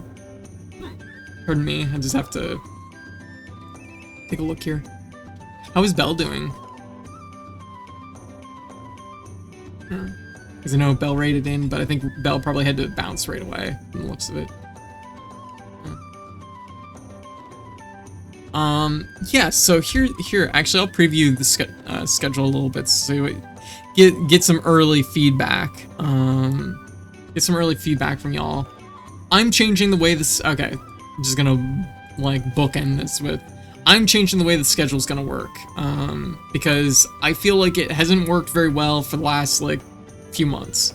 Because let's be real, I block in some games and then I fucking play other games that aren't the games that I blocked in. Definitely makes it feel soothing. Thinking of smelling giant meat roast. Oh gosh. I didn't get to play Wilds. I didn't get to play the Wilds beta while I was away. By the time that we like got around to it, it was down. It was done. So I didn't get to play Wilds. Oops. So unfortunately, I don't have any opinions to bring back about Monster Hunter Wilds, but it sounds like a lot of people had a good time with it. Yo, Cheetah! Thank you for the sub! Oh, super appreciate it. Aw, thank you. What was I gonna say? It's killed by a flying Cybertruck. Oh no! Not like that. Oh, gummy worms! Hell yeah! Oh, it's a Halloween candy too. I like gummy worms. Triple booked. Yeah, like, the schedule hasn't been working well on the stream for a while, and I'm like, I need to change things up. I debated about tossing the schedule entirely. But I feel like that's probably, I don't think that's a good idea necessarily either, because I feel like having a little bit of structure is good for being able to know when I'm streaming and when I'm around to hang out. So I've decided to like rework how the schedule works, and it's gonna work something like this. So I don't know how visible that is for everybody. I hope it's like big enough. So the gist of it is there's gonna be a little like thing up at the top here, which is going to basically just have a little controller or pencil or whatever event icon up at the top here, and that'll basically just say what days I'm streaming on. Oh, gotta check what fish it is. Love gummy worms. Whatever makes you happy. Oh, fish. Love how expressive your model is on the thumbnail. Aw, thank you. I can do that, but it's definitely much easier to do when I'm just like making a thumbnail. So the gist of it is that I'll outline what days I'm streaming on still, but I'm not going to block in any specific games. Instead, what I'm going to do is I'm just going to list a pile of games that I'm probably going to be playing that week. And I'll have my main lineup, my side lineup, and maybe multiplayer, depending on if I have any multiplayer games ongoing. And those are the games I'm going to be playing that week. Yeah. And that way, we're not blocked in, and I don't feel like I'm letting anyone down if I schedule in Luigi's Mansion, and then suddenly I'm not streaming Luigi's Mansion, for example. You know what I mean? Give everyone a schedule a year ago. The mood just changed. Moods just change. It's true, yeah. And I think it's just been like, it's been so unreliable that, I just realized I'm stuck in Twitch audio, stream audio hellscape. Oh no. I just kind of realized that it's like for the last few months, it's been so hard to like block in games reliably that I'm like, you know what? I need to change this up. So this is my idea for the schedule going forward. Yeah. So we'll also, we'll continue until morale improves. Aww. You are right on my forehead. So that's a plan. The other thing I am gonna change is I am changing my stream structure. I am going to be doing 2 days on, 2 days off. 2 days on, 2 days off. That's going to basically be the structure probably going forward. And the reason for that is that I just feel like having a single day off. I usually spend the whole day working, but I just feel like I don't get like enough done. And I feel like having a little bit more downtime will let me take on bigger projects for off stream, like for example making new costumes. It's really hard to work on that in just like a single like day. Whereas 2 days off, yeah, it gives me a little bit more of a buffer, so I can both like work on an outfit or work on whatever I'm making for the stream and get a little bit of rest, which I think is like important, because the thing is when you stream a day, when you stream 2 days, take a day off, stream a day, take a day off, stream a day, stream 2 days, take a day off, kind of thing, that catches up with you. Like, I just found myself on my singular days off, I would be tired. I'd be really drained. So sometimes I get a little work done and then I just like crash for like the next day, for the entire day. So it's just like, I want to be able to like have a little bit more like wiggle room for like doing things off stream, and hopefully come back with some more fun things to talk about, because sometimes also it's like, yeah, I do long streams too. They are really long, but also sometimes like I just feel like I have a lack of like life outside the stream, if that makes sense, where it's like I come back to the stream like nothing has happened since the last stream, I have nothing to talk about. So I'm hoping that having like a little bit more like downtime in the mix might help liven that up too. I have 3 streams. I'm trying to listen to all of them, and it's not working. Oh yeah, at a certain point you have to like just cycle your like sound between them. This is the supreme leader decision making priority. It makes sense. Oh, Muso. I think I could sleep and wake up and you still. Oh yeah, like there's times where I'm like, I mean, the last stream I did, which was not the last stream, was the second last? I forget which stream it was. It was one of the last streams we did before Halloween. I streamed for like, what, 13, 15 hours? I think it was 15 and a half hours, which, don't get me wrong, like, I'm glad to be here, and it actually didn't tire me out that much, but it is something that it does, like, eat into the next day when you're doing streams that long. And on average, my streams are like 8 to 10 hours, which is, I think, a pretty standard length. That's not, I think that's a reasonable length for the streams. It's an extremely long stream. Yeah, like I'm gonna try and do more though to I guess like self-care during streams. If I'm hungry, I'll go get food. If like taking little breaks is okay. I mean, I feel lucky if I can stream for 2 hours. And I mean, like, that's the thing, like, don't get me wrong, like 2 hours is a long stream. That's a long time. It's a long time to be sitting there. Can't break 4.5 hours without being exhausted. Yeah, like, and that's totally reasonable. I know for me, like, I think a lot of my, like, the length of my streams comes from the fact that I've done it for, like, 10 years. And, like, the length of it is just, like, an endurance I've built up over time. I might be, like,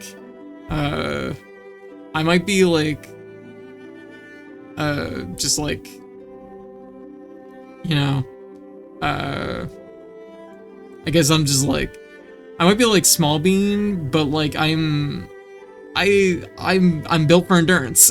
Like I can run long streams. Like it's just what I do. I might not be as like energetic or as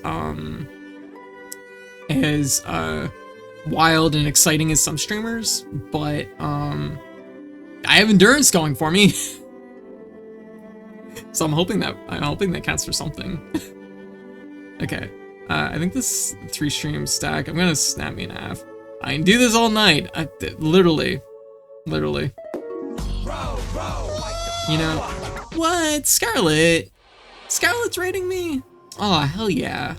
Love to see it. Dropping you a follow. Maximum endurance cat girl, exactly. I put all my points into endurance. I have no attack. Actually, you know what? I fucking did that on the, I updated, this is, actually, I don't know if I made this available on the Discord. I did a new model sheet. Oh, I don't know if I can put that all on. Yeah. I did a new model sheet, so if you're ever wanting to, like, do fan art or anything like that, believe me, I super appreciate it. Yeah, I have a model sheet of me available, and that's a thing. But I definitely made sure I'm pumping all my stat points into stamina. I'm like, that's me. All my points go into stamina, baby. Wait, I didn't even put one in intelligence? What the fuck? Ah, I thought I put at least one in intelligence. That's concerning.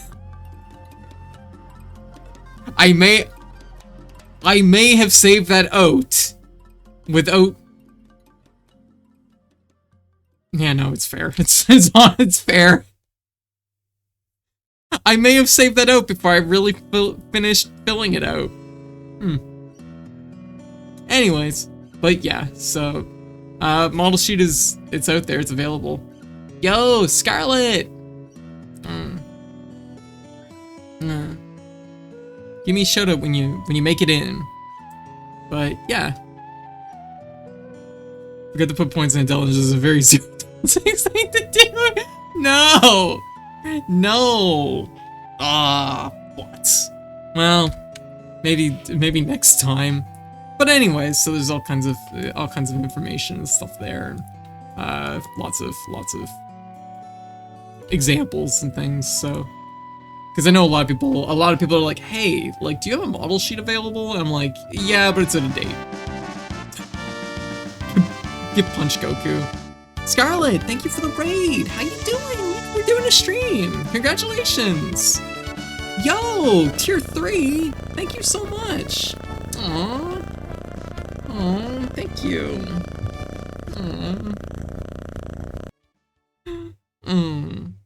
Aw, thank you so much, Scarlet. How is your stream going? How has it been? Okay, did my raid work? It did work. Extremely scuffed at the end. Hey, you're getting used to it. That's okay. It takes a little bit to get used to raids. I still do it weird because I'm like, I just open up the other person's like channel in my browser and I catch them there rather than trying to like use OBS chat. Yeah. Hey, how is Split Second going?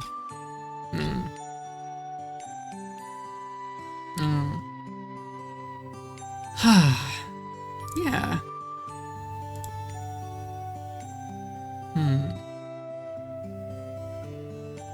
Sorry, I'm just like vibing for a second. Oh shit, I need to take my meds. What day is today? Thursday. Holy shit. Why didn't I take both my pills earlier? Oh god. Yeah.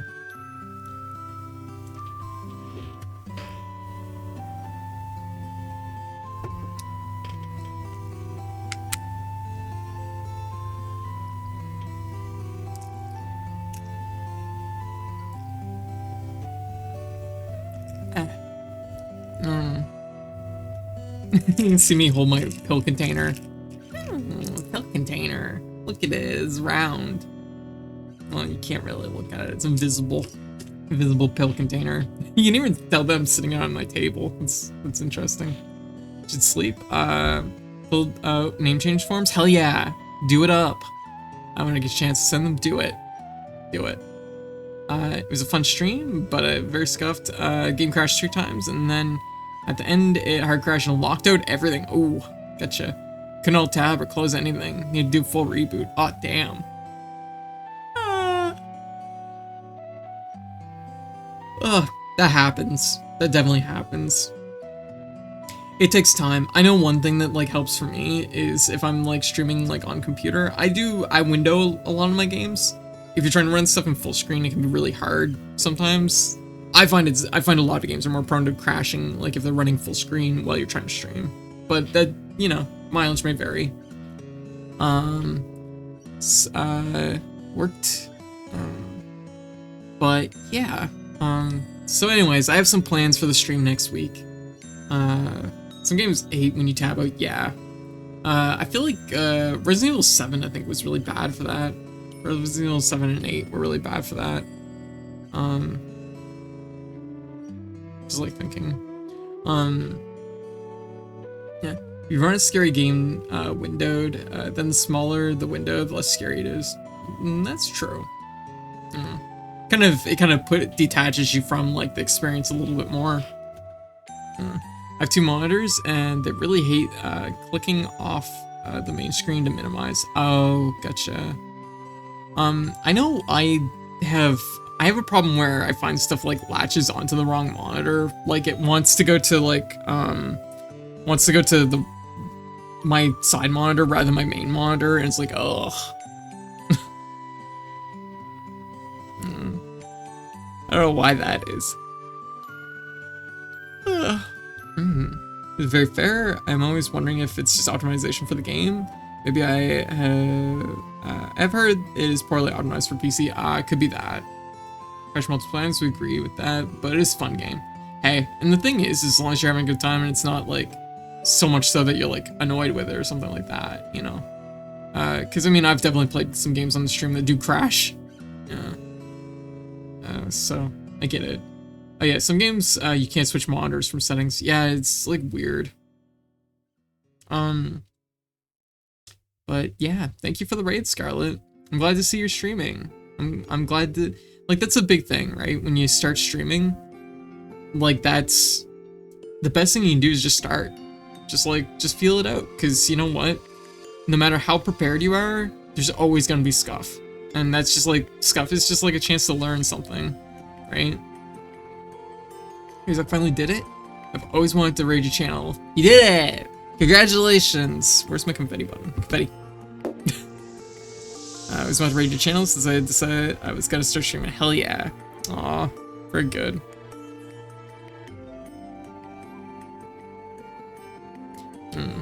Moved over to Leap Motion recently. I got some scuff. Scuff myself to work out, but I'm learning too. Ah, very good. Yeah, you have really polished streams, Matsumi. Yeah, I swung by and it was a little before Halloween, I think, that I caught a stream of yours.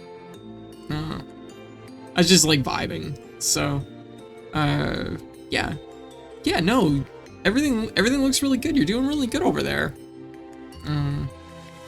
Your code might be the first one I rated. Aw. Raids are confusing setup at first. They are. They take a little bit because it always feels like a little bit chunky because there's like that moment where it's like, okay, the stream's over. Did everybody make it? Like, where is everybody? Oh, also, just so everybody knows this, I just heard this like the other day, but Twitch changed things, so now raids actually count towards like affiliate and, well, they count towards partner now, which they never used to. So that's pretty cool. I'm still probably a long ways from getting partner, but like I think it's nice. It's a nice change because there's no good reason for them to like deny that. I think, you know, you all survive. Yeah, pretty much. But yeah, so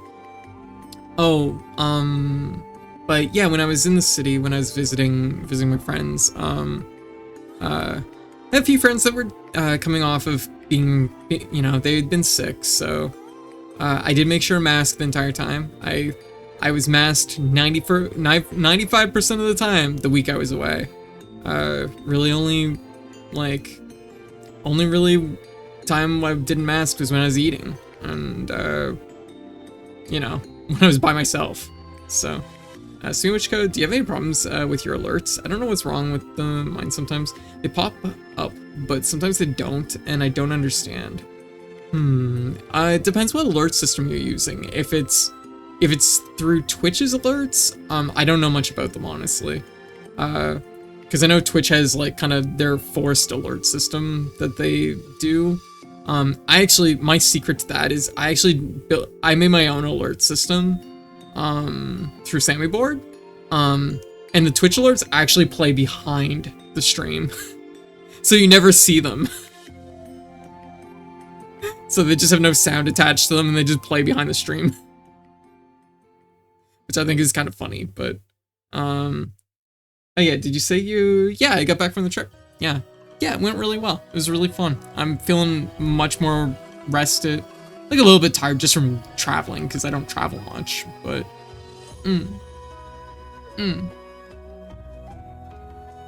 Jesus. I gotta head out and do other stuff. Have a cheese before I go. Thank you, Ashley. Thanks for hanging out. It was good seeing you.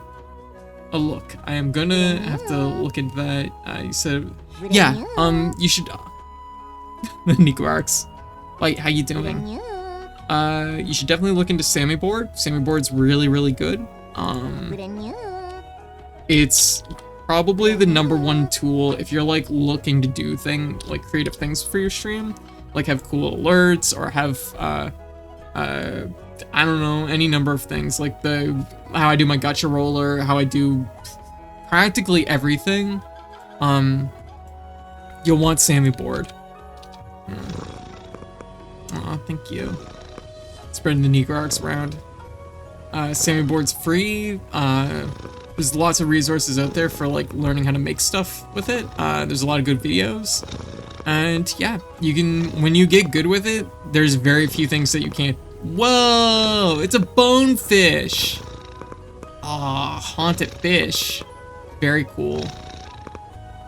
Yeah, retro is a great example. Yeah. And for anyone, my shoutout command isn't working right now, I don't think.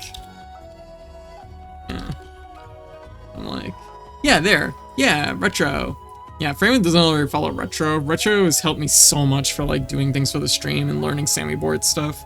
So like definitely drop retro a follow. Retro has like modules that you can like download too for really cool things. Or just often like showing them off in the Discord too. Just trying to find a picture of the last one because I know it was just up here a little bit. I'm like, it was only a minute ago. It was like a week and a half ago. Yeah, because Retro's been showing off like this shop thing for Sammy Board, but also like where is it here? Looking for it. Yeah, this idea here, which I think is just like the tightest thing ever, is this like theater system. So like your viewers can watch you stream. They have little heads and stuff like that. I guess I could technically shout out myself. Yeah, I forgot how to do shoutouts. I'm like, it's like exclamation mark this, but I think I broke it at some point. So I think it's just gonna show me out for some reason.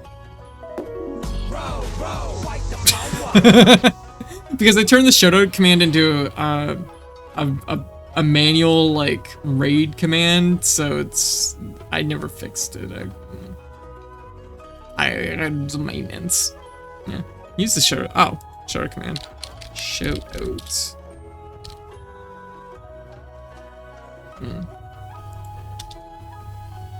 It worked! Genius. Party of undefined friends, I know, right? Yeah, I'm learning. I made that.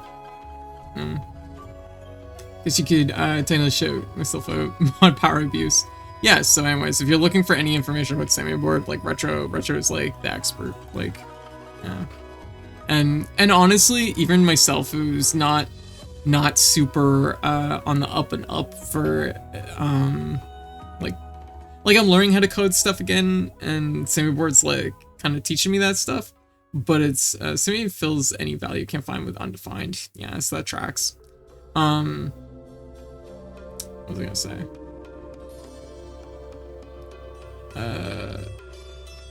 I don't remember. Anyways, I glanced over at the Discord, and I saw this picture, and that was that. Very good. And I don't know what else there's to say. It's just a cat and a goat. Good times, good times.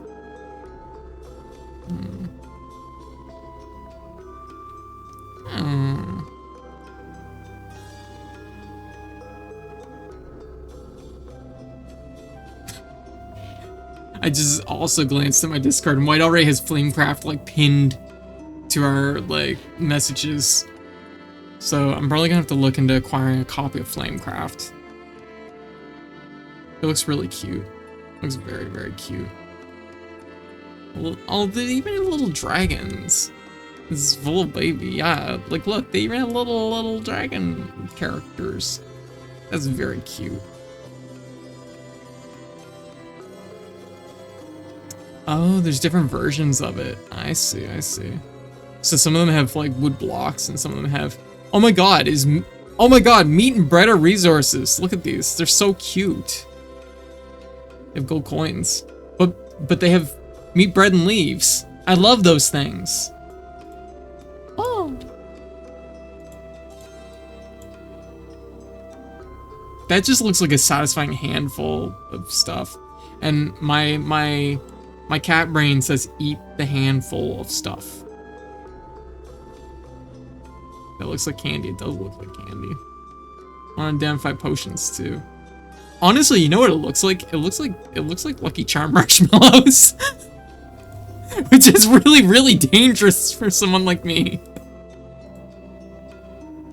Meat marshmallows for your cereal. Yeah, they look like Lucky Charm marshmallows. Oh my god. Oh no. That's cute. Oh, the artwork is so good. Look at it. Oh my god, there's a prayer plant. Cute reference. Oh. Lucky arms. Oh. Well, I might have to look into that sometime.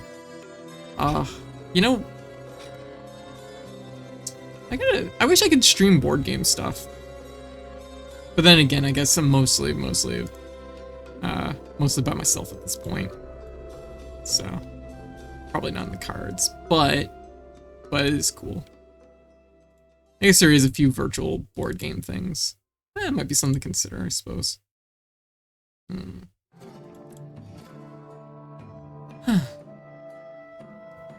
all the little dragons have cards have unique, cute names and art. Oh, that's so cute. God damn. Good from tabletop, I know. I guess what? What's up? What's up, Zip Zap? But this has been a nice stream. This has been really nice, you know? Getting to hang out with y'all. What I would have liked to have in tabletop is being able to set up a camera and be utilized in streams. Yeah, I remember back when I was a baby streamer and I was going over to Keith's place and hanging out over there. I debated about it, like, you know, boy, probably would have changed my like course of like how I do streams had I like got into like streaming stuff like that. Do I have VR? I don't actually have VR. I do have a headset, but I don't think it's like the type of headset that can work for like VR chat and like that sort of stuff. So all me. My hand stopped tracking, there we go. All this is just through, I gotcha. Tabletop Sim has a VR mode. Oh, gotcha. That could be interesting. I'm trying to think because like there's a lot of keyboard shortcuts, but I guess you just like do it while sitting at like the computer probably. Yeah. What I would like is a tabletop be able to set up a camera and can be utilized in streams. Yeah, your headset could technically work for tabletop. Yeah, it would work for tabletop. I don't think it would work for VR chat. Because I think it did work for VR chat at one point, but I think it's probably too old at this point. And it was like always like a weird thing about it. Hey Code, how long has it been since you hydrated? Should I redeem some water? Are you okay? Don't worry, I can water on the house right now. Yeah, it's been a minute though. Yeah.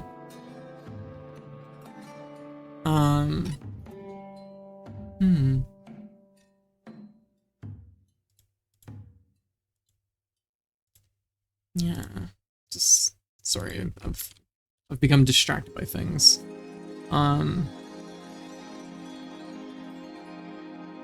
Yeah. I don't know. I'm like, it's been a good stream. It's been a good chatting stream, and I'm glad to vibe with y'all. And I think it was just nice. I think it was really helpful, given, you know, things have been pretty rough after yesterday's news, and I feel like having this kind of like group up and just like chance to vibe with y'all has been a good idea. I'm thinking I probably will get a little bit of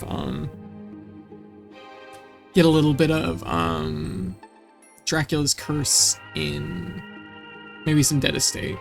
What do y'all think? I'm not hard set on any games tonight. Like, it's just like whatever I vibe with. If I go through a portion of the game, I'm just like, nah, I'm good. Like if I feel like I'm done for now, I'll just switch games, take a break. I was actually debating about maybe even doing a little bit of Phasmophobia, like solo, later. Just one sec. I'm just checking the thing here.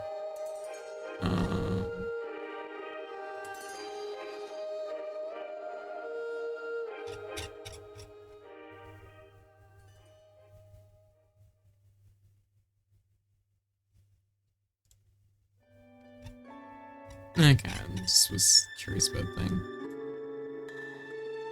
Anyways, yeah, I do want to get a little bit of Dead Estate in.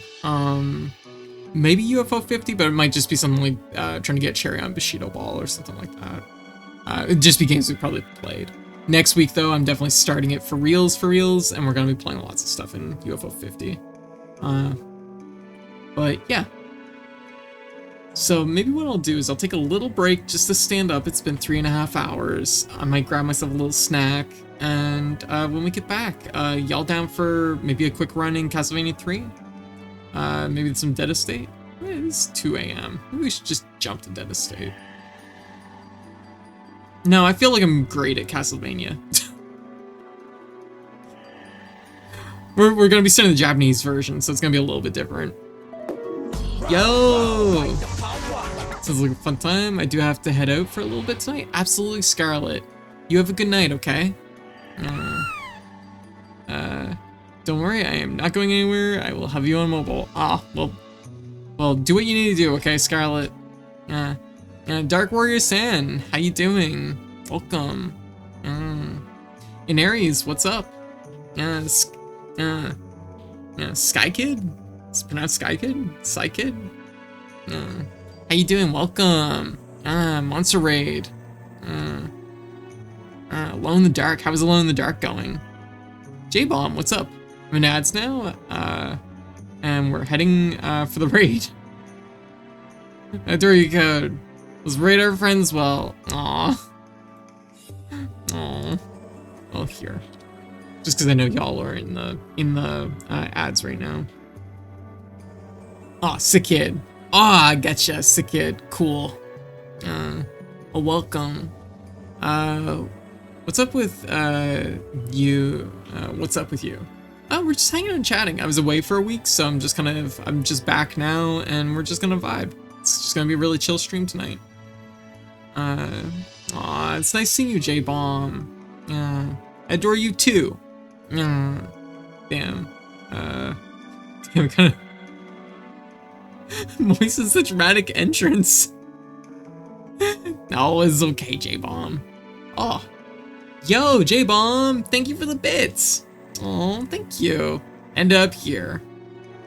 Ozzy, so, I'm, so glad you know. Aw, well, welcome. New Australian friendo. My streaming hours make me overlap with Australia a lot. I'm actually from Canada, though. Yo, J-Bomb! Oh my goodness! Thank you so much! Yeah, did you hear about the time traveler who lost their punchline? What? They lost their punchline? It ended up here. Oh my god! J-Bomb! Oh my god. That's pretty clever. Yeah. I'm a night owl, so might miss you stream sometimes. Hey, no worries, no worries. I'm always around streaming something. I'm off to get food, swapping to lurk. Absolutely, Naries. Thank you for the raid, and I'm glad to hear your stream went good. Hey Jay, how you doing? I know right before, of course, it went fine. Hey, good to hear.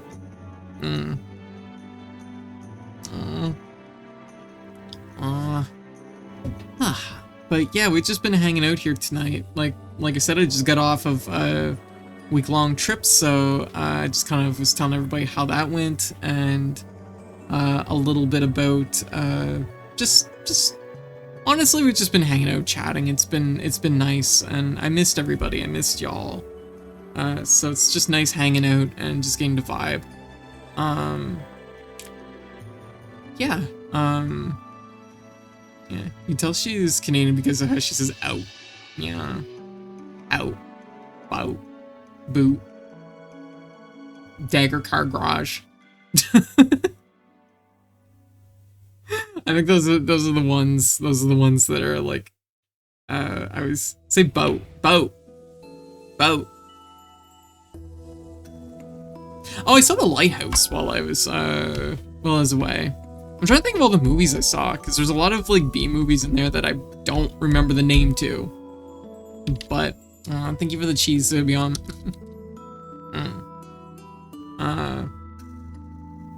There's a lot of movies in the mix there. I saw the lighthouse though. That movie was wild. Like, oh, like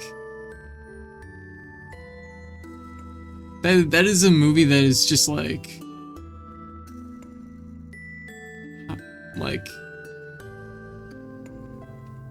I don't know how to put it, but it's just like, it's just ongoing tension the whole way. but it was like, yeah. Say what thing? Now say about.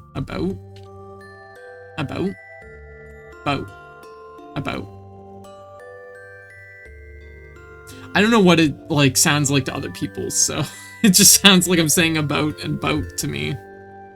Why not say another thing while you're at it? Cute accent. What are you talking about?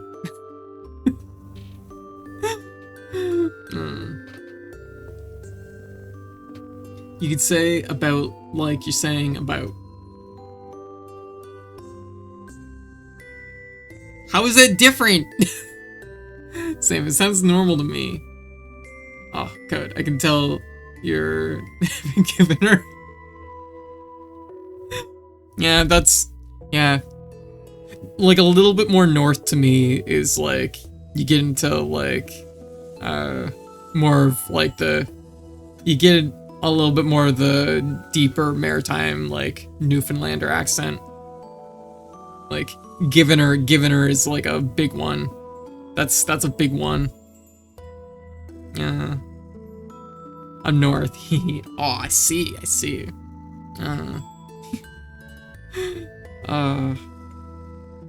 Yeah, no, but what I was gonna do was I was gonna take a quick break.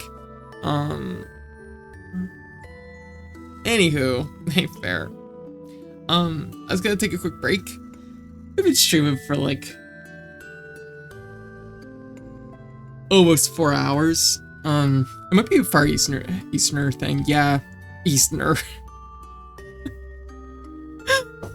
Oh god, it's seeping into everything I say now.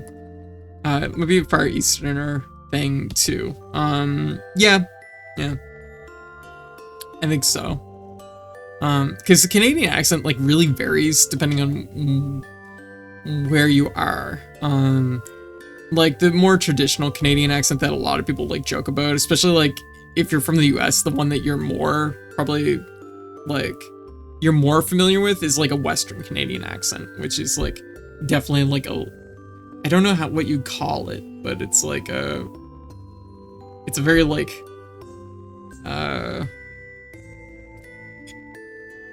it's a very like sanded off accent. Everything is like really rounded sounding.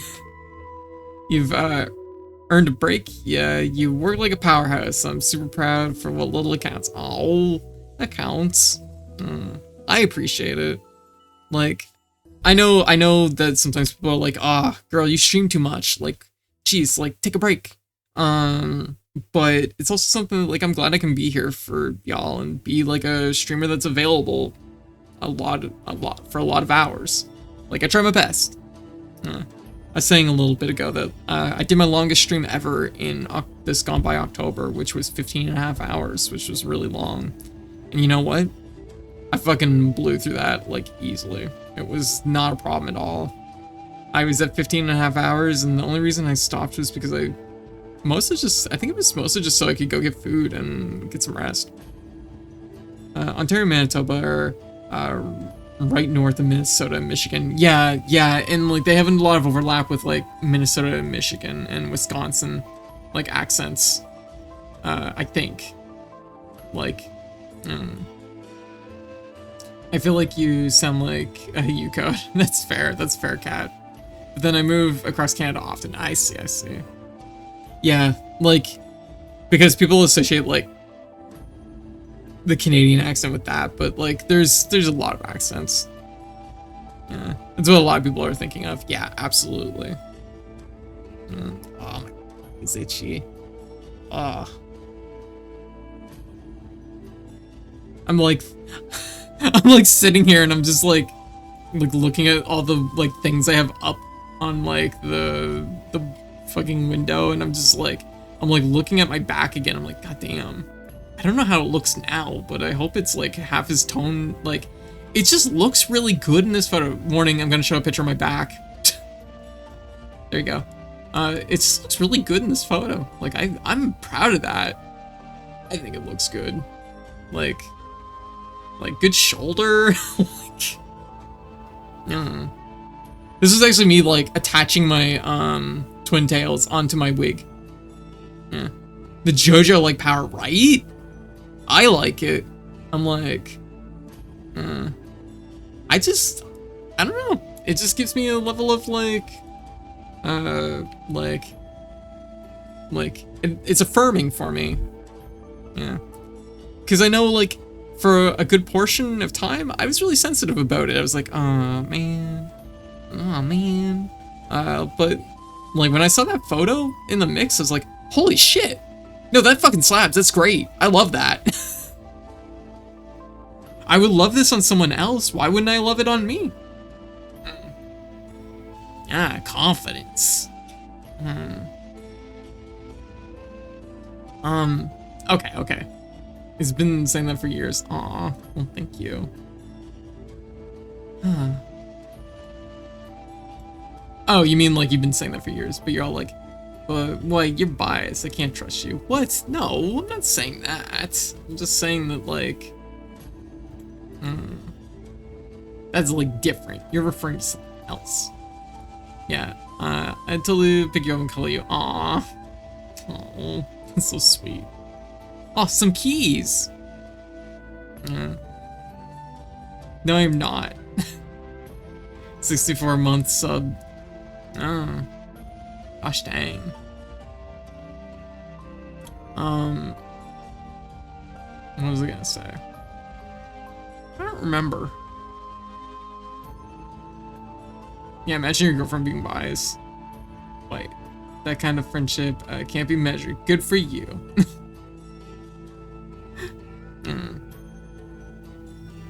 I'm like, White is a very loving person. I know you feel like you've already got me locked in. No, like, I mean, like, but damn, what?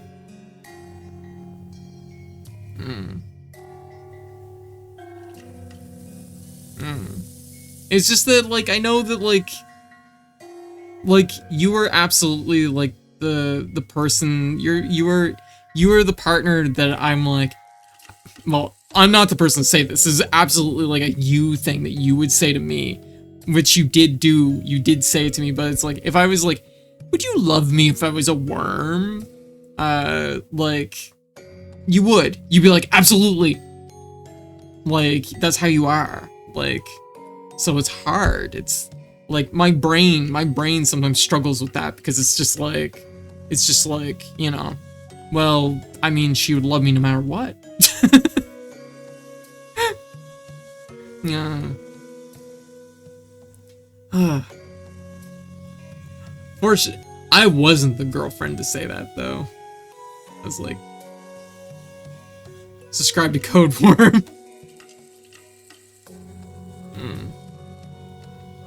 Pterodactyl screech. Yeah. Well, it just swoops down and just like picks me up and just carries me away. I'm like, oh, goodbye. I love you all. Remember fondly. Okay. Okay, for reals this time. For reals. Okay. Okay, goodbye. For reals. Yeah. My brain just had that moment where it was like, have you ever seen that one thing from like that one meme from like English Naruto where it's like believe it. Just my brain went there.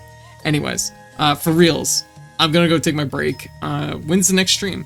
Probably tomorrow night. I'm probably gonna stream Friday night, and then after that it'll be probably Sunday. I think Sunday.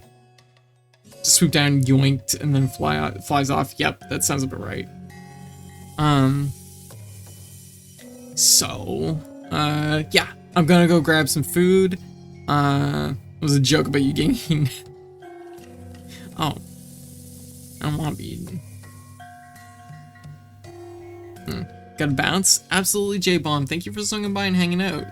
I'll hopefully, like I said, I will have a schedule out next week, but I will be streaming Friday and Sunday for the rest of this week, probably. Sunday might be a short stream. I don't know. I'll play by ear. But as always, just follow the socials and Discord or whatever, and you can always find when I'm going live. But I'm not ending the stream. I'm just going on break. It's always a dangerous thing to like say right before taking a break. I'm just gonna go on break. When we get back, we're gonna play something. We're gonna play either Dead Estate or Castlevania or something. UFO 50. We're gonna play something. But I need food. I'm really hungry and I need to stand up. So everyone hang tight. I'll be back in a few. And yeah, enjoy the clip show in the meantime. You know what? Here. We'll run it to poll. So, what game do we play next? And we're gonna have, Castlevania 3. This is gonna be, Akumaju,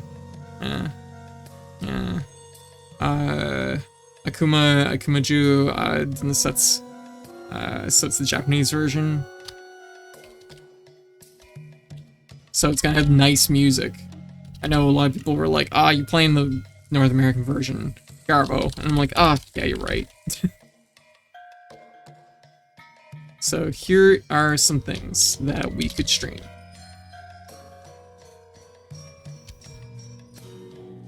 Some ideas. All right, I'm gonna put the poll up for 10 minutes because I'm gonna probably grab some food. Oh, Duff, how you doing?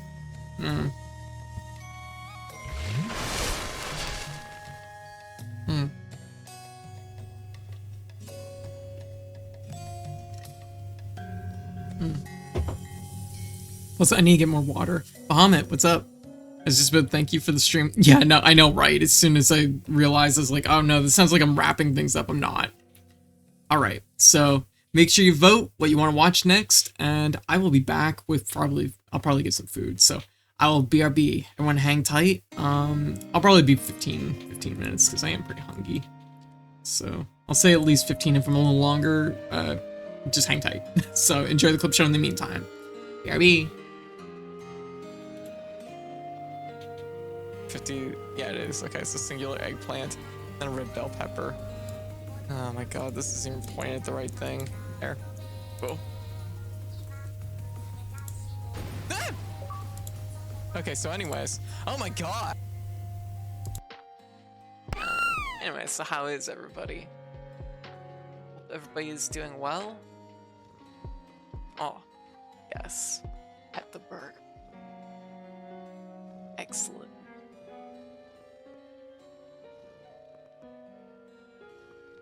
Yas.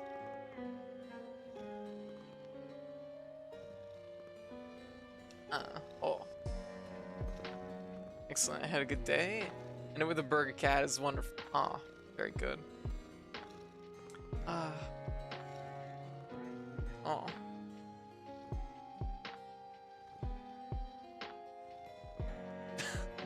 I'm like, I gotta maximize the petting potential.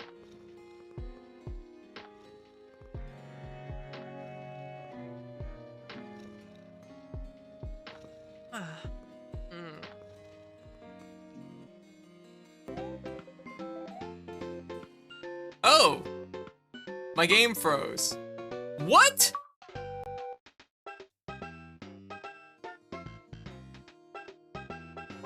Y'all saw that, right?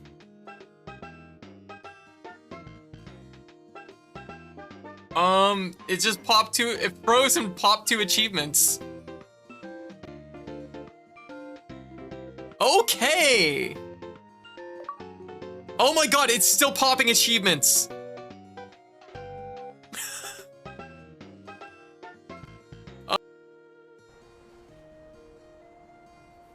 I've given thee courtesy enough.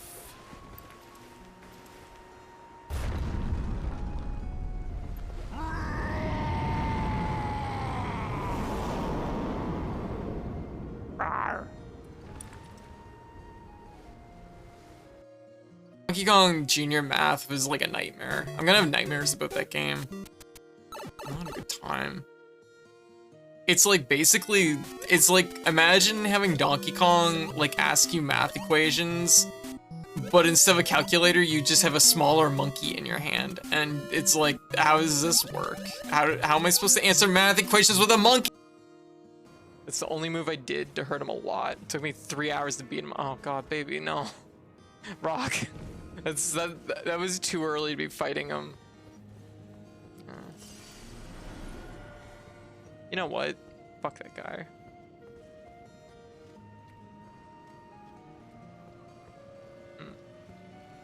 I'm also too heavy to be using it like this. A line of legendary snail assassins. Give it enough time, it can break the jar. Can I put it on a treadmill and make it generate electricity for me? It's patient, it will wait in the jar. So I can, okay, hold up. If I can make it generate electricity for me, and it's immortal, can I build a machine around the snail? Can I build a machine around the snail that powers my house?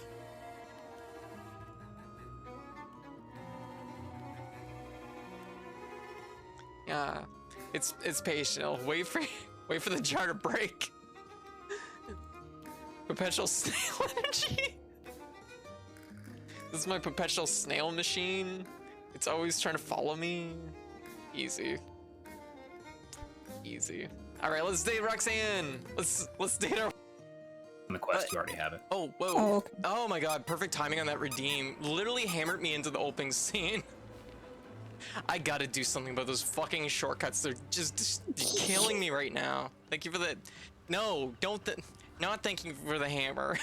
What did I do? What did I do to deserve this, Cast Jack? Ah! This is like killing me. I went to change my shortcuts for my. These sneezes are like underreactions, squeaky noises instead of loud, angry ones. I can make my sneezes angry. I'd be like, achoo, fuck. That's what it would sound like. I'm like, y'all don't want that. Oh, Polluted Valley. Hold up, I need to do this in solo. Wait, that was off key. Fuck.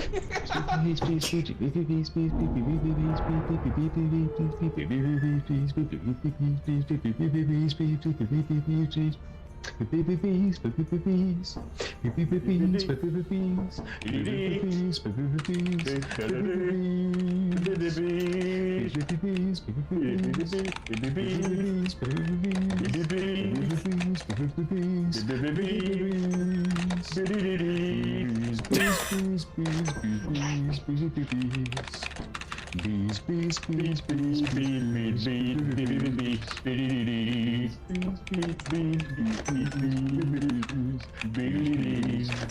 Oh my god, bees.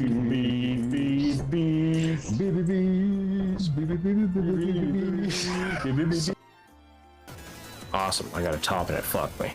Who could have seen that coming? I mean, that's the purpose of a top.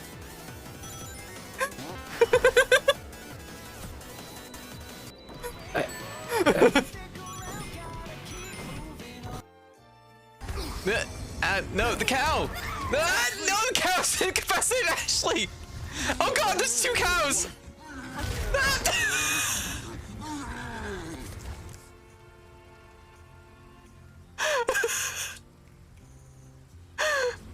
Oh my god, there's 2 cows! Help! Help, I'm getting bullied! Oh my god, come on, we gotta go! Oh my god. Ah! Oh gosh. Oh my god, what is this guy doing? Ah! So, jeez, fuck! Sophie, how you doing? Ah! This cow is just running around, harassing us. And I don't mean this cow, fuck!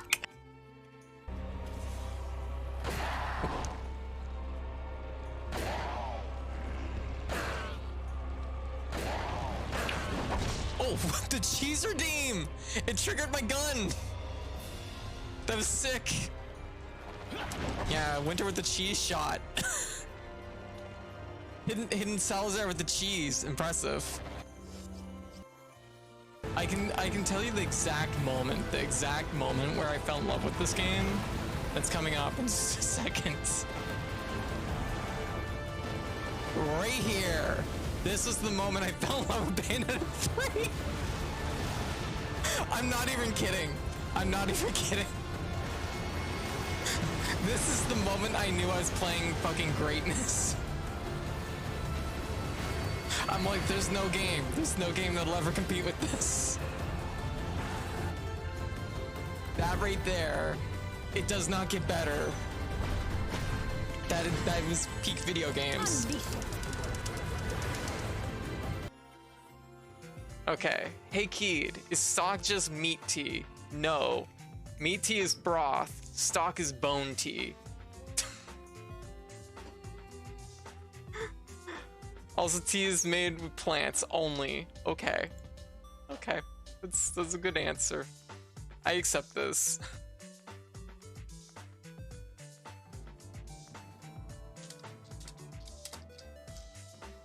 There, okay. I accept this.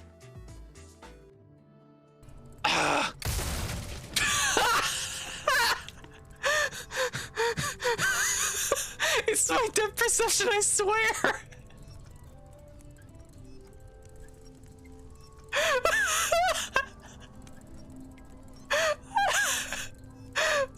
There. Oh god. You little shit! Gotcha!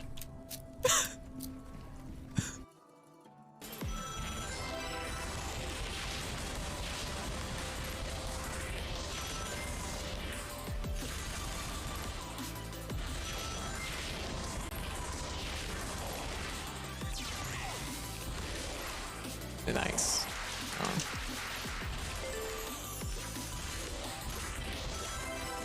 Okay, we're about a second behind.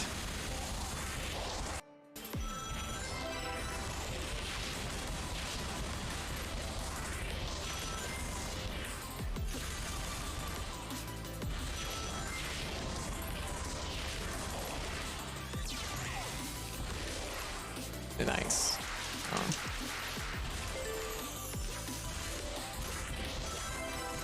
Okay, we're about a second behind.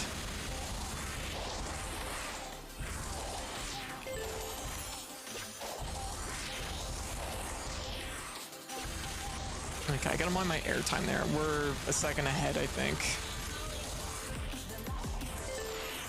Keep it low. Oh, fuck. Oh, that's a heartbreaker. Oh my god, we might have it still. Nice! We got fucking caught on the wall and we still fucking got it. Yeah. Yeah. That is slow. 2, 3. Okay. 1, 2, 3.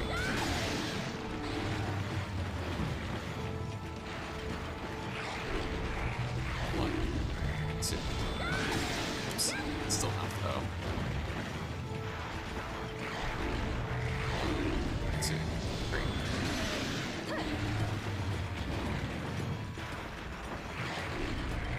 1, 2, 3.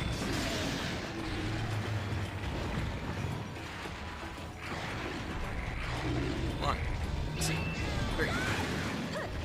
Oh, still, like, that was what, four of them in a row? I feel pretty good about that.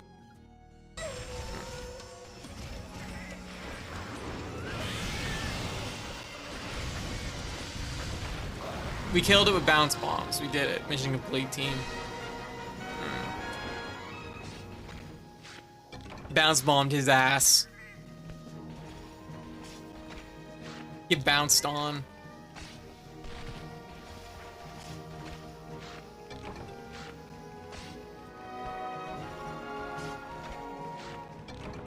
Wish someone would bounce bomb my ass. I believe. And that was all it took. Civils doesn't seem to be staying very well. Well enough.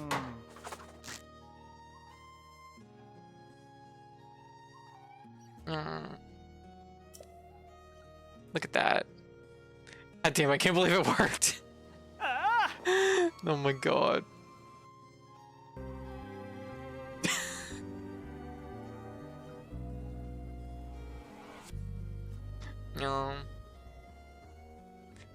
Magic wand. Oh my god.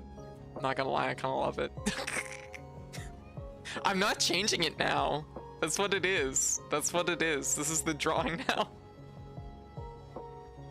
This is the drawing. It's a type of wand.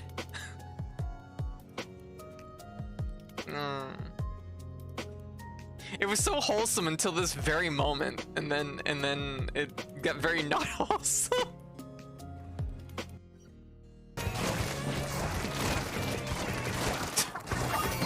Oh, beautiful. Enjoy your missiles, idiots. Oh shit, missiles. Ah!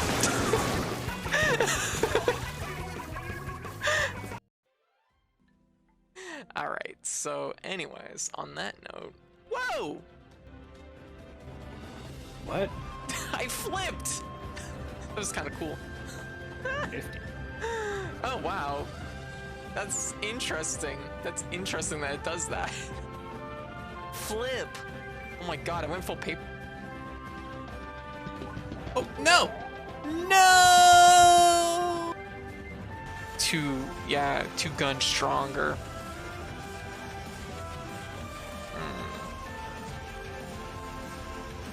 But it's not just 2 guns stronger. It's 3 guns stronger. Because I'm thinking about guns. I have guns in my eyes. Gun eye. Speaking of which, I need to do my naming papers. Okay. Quick draw. Whoa. Oh my god, we fucking did it. That made up for Cutman entirely. Did it in one.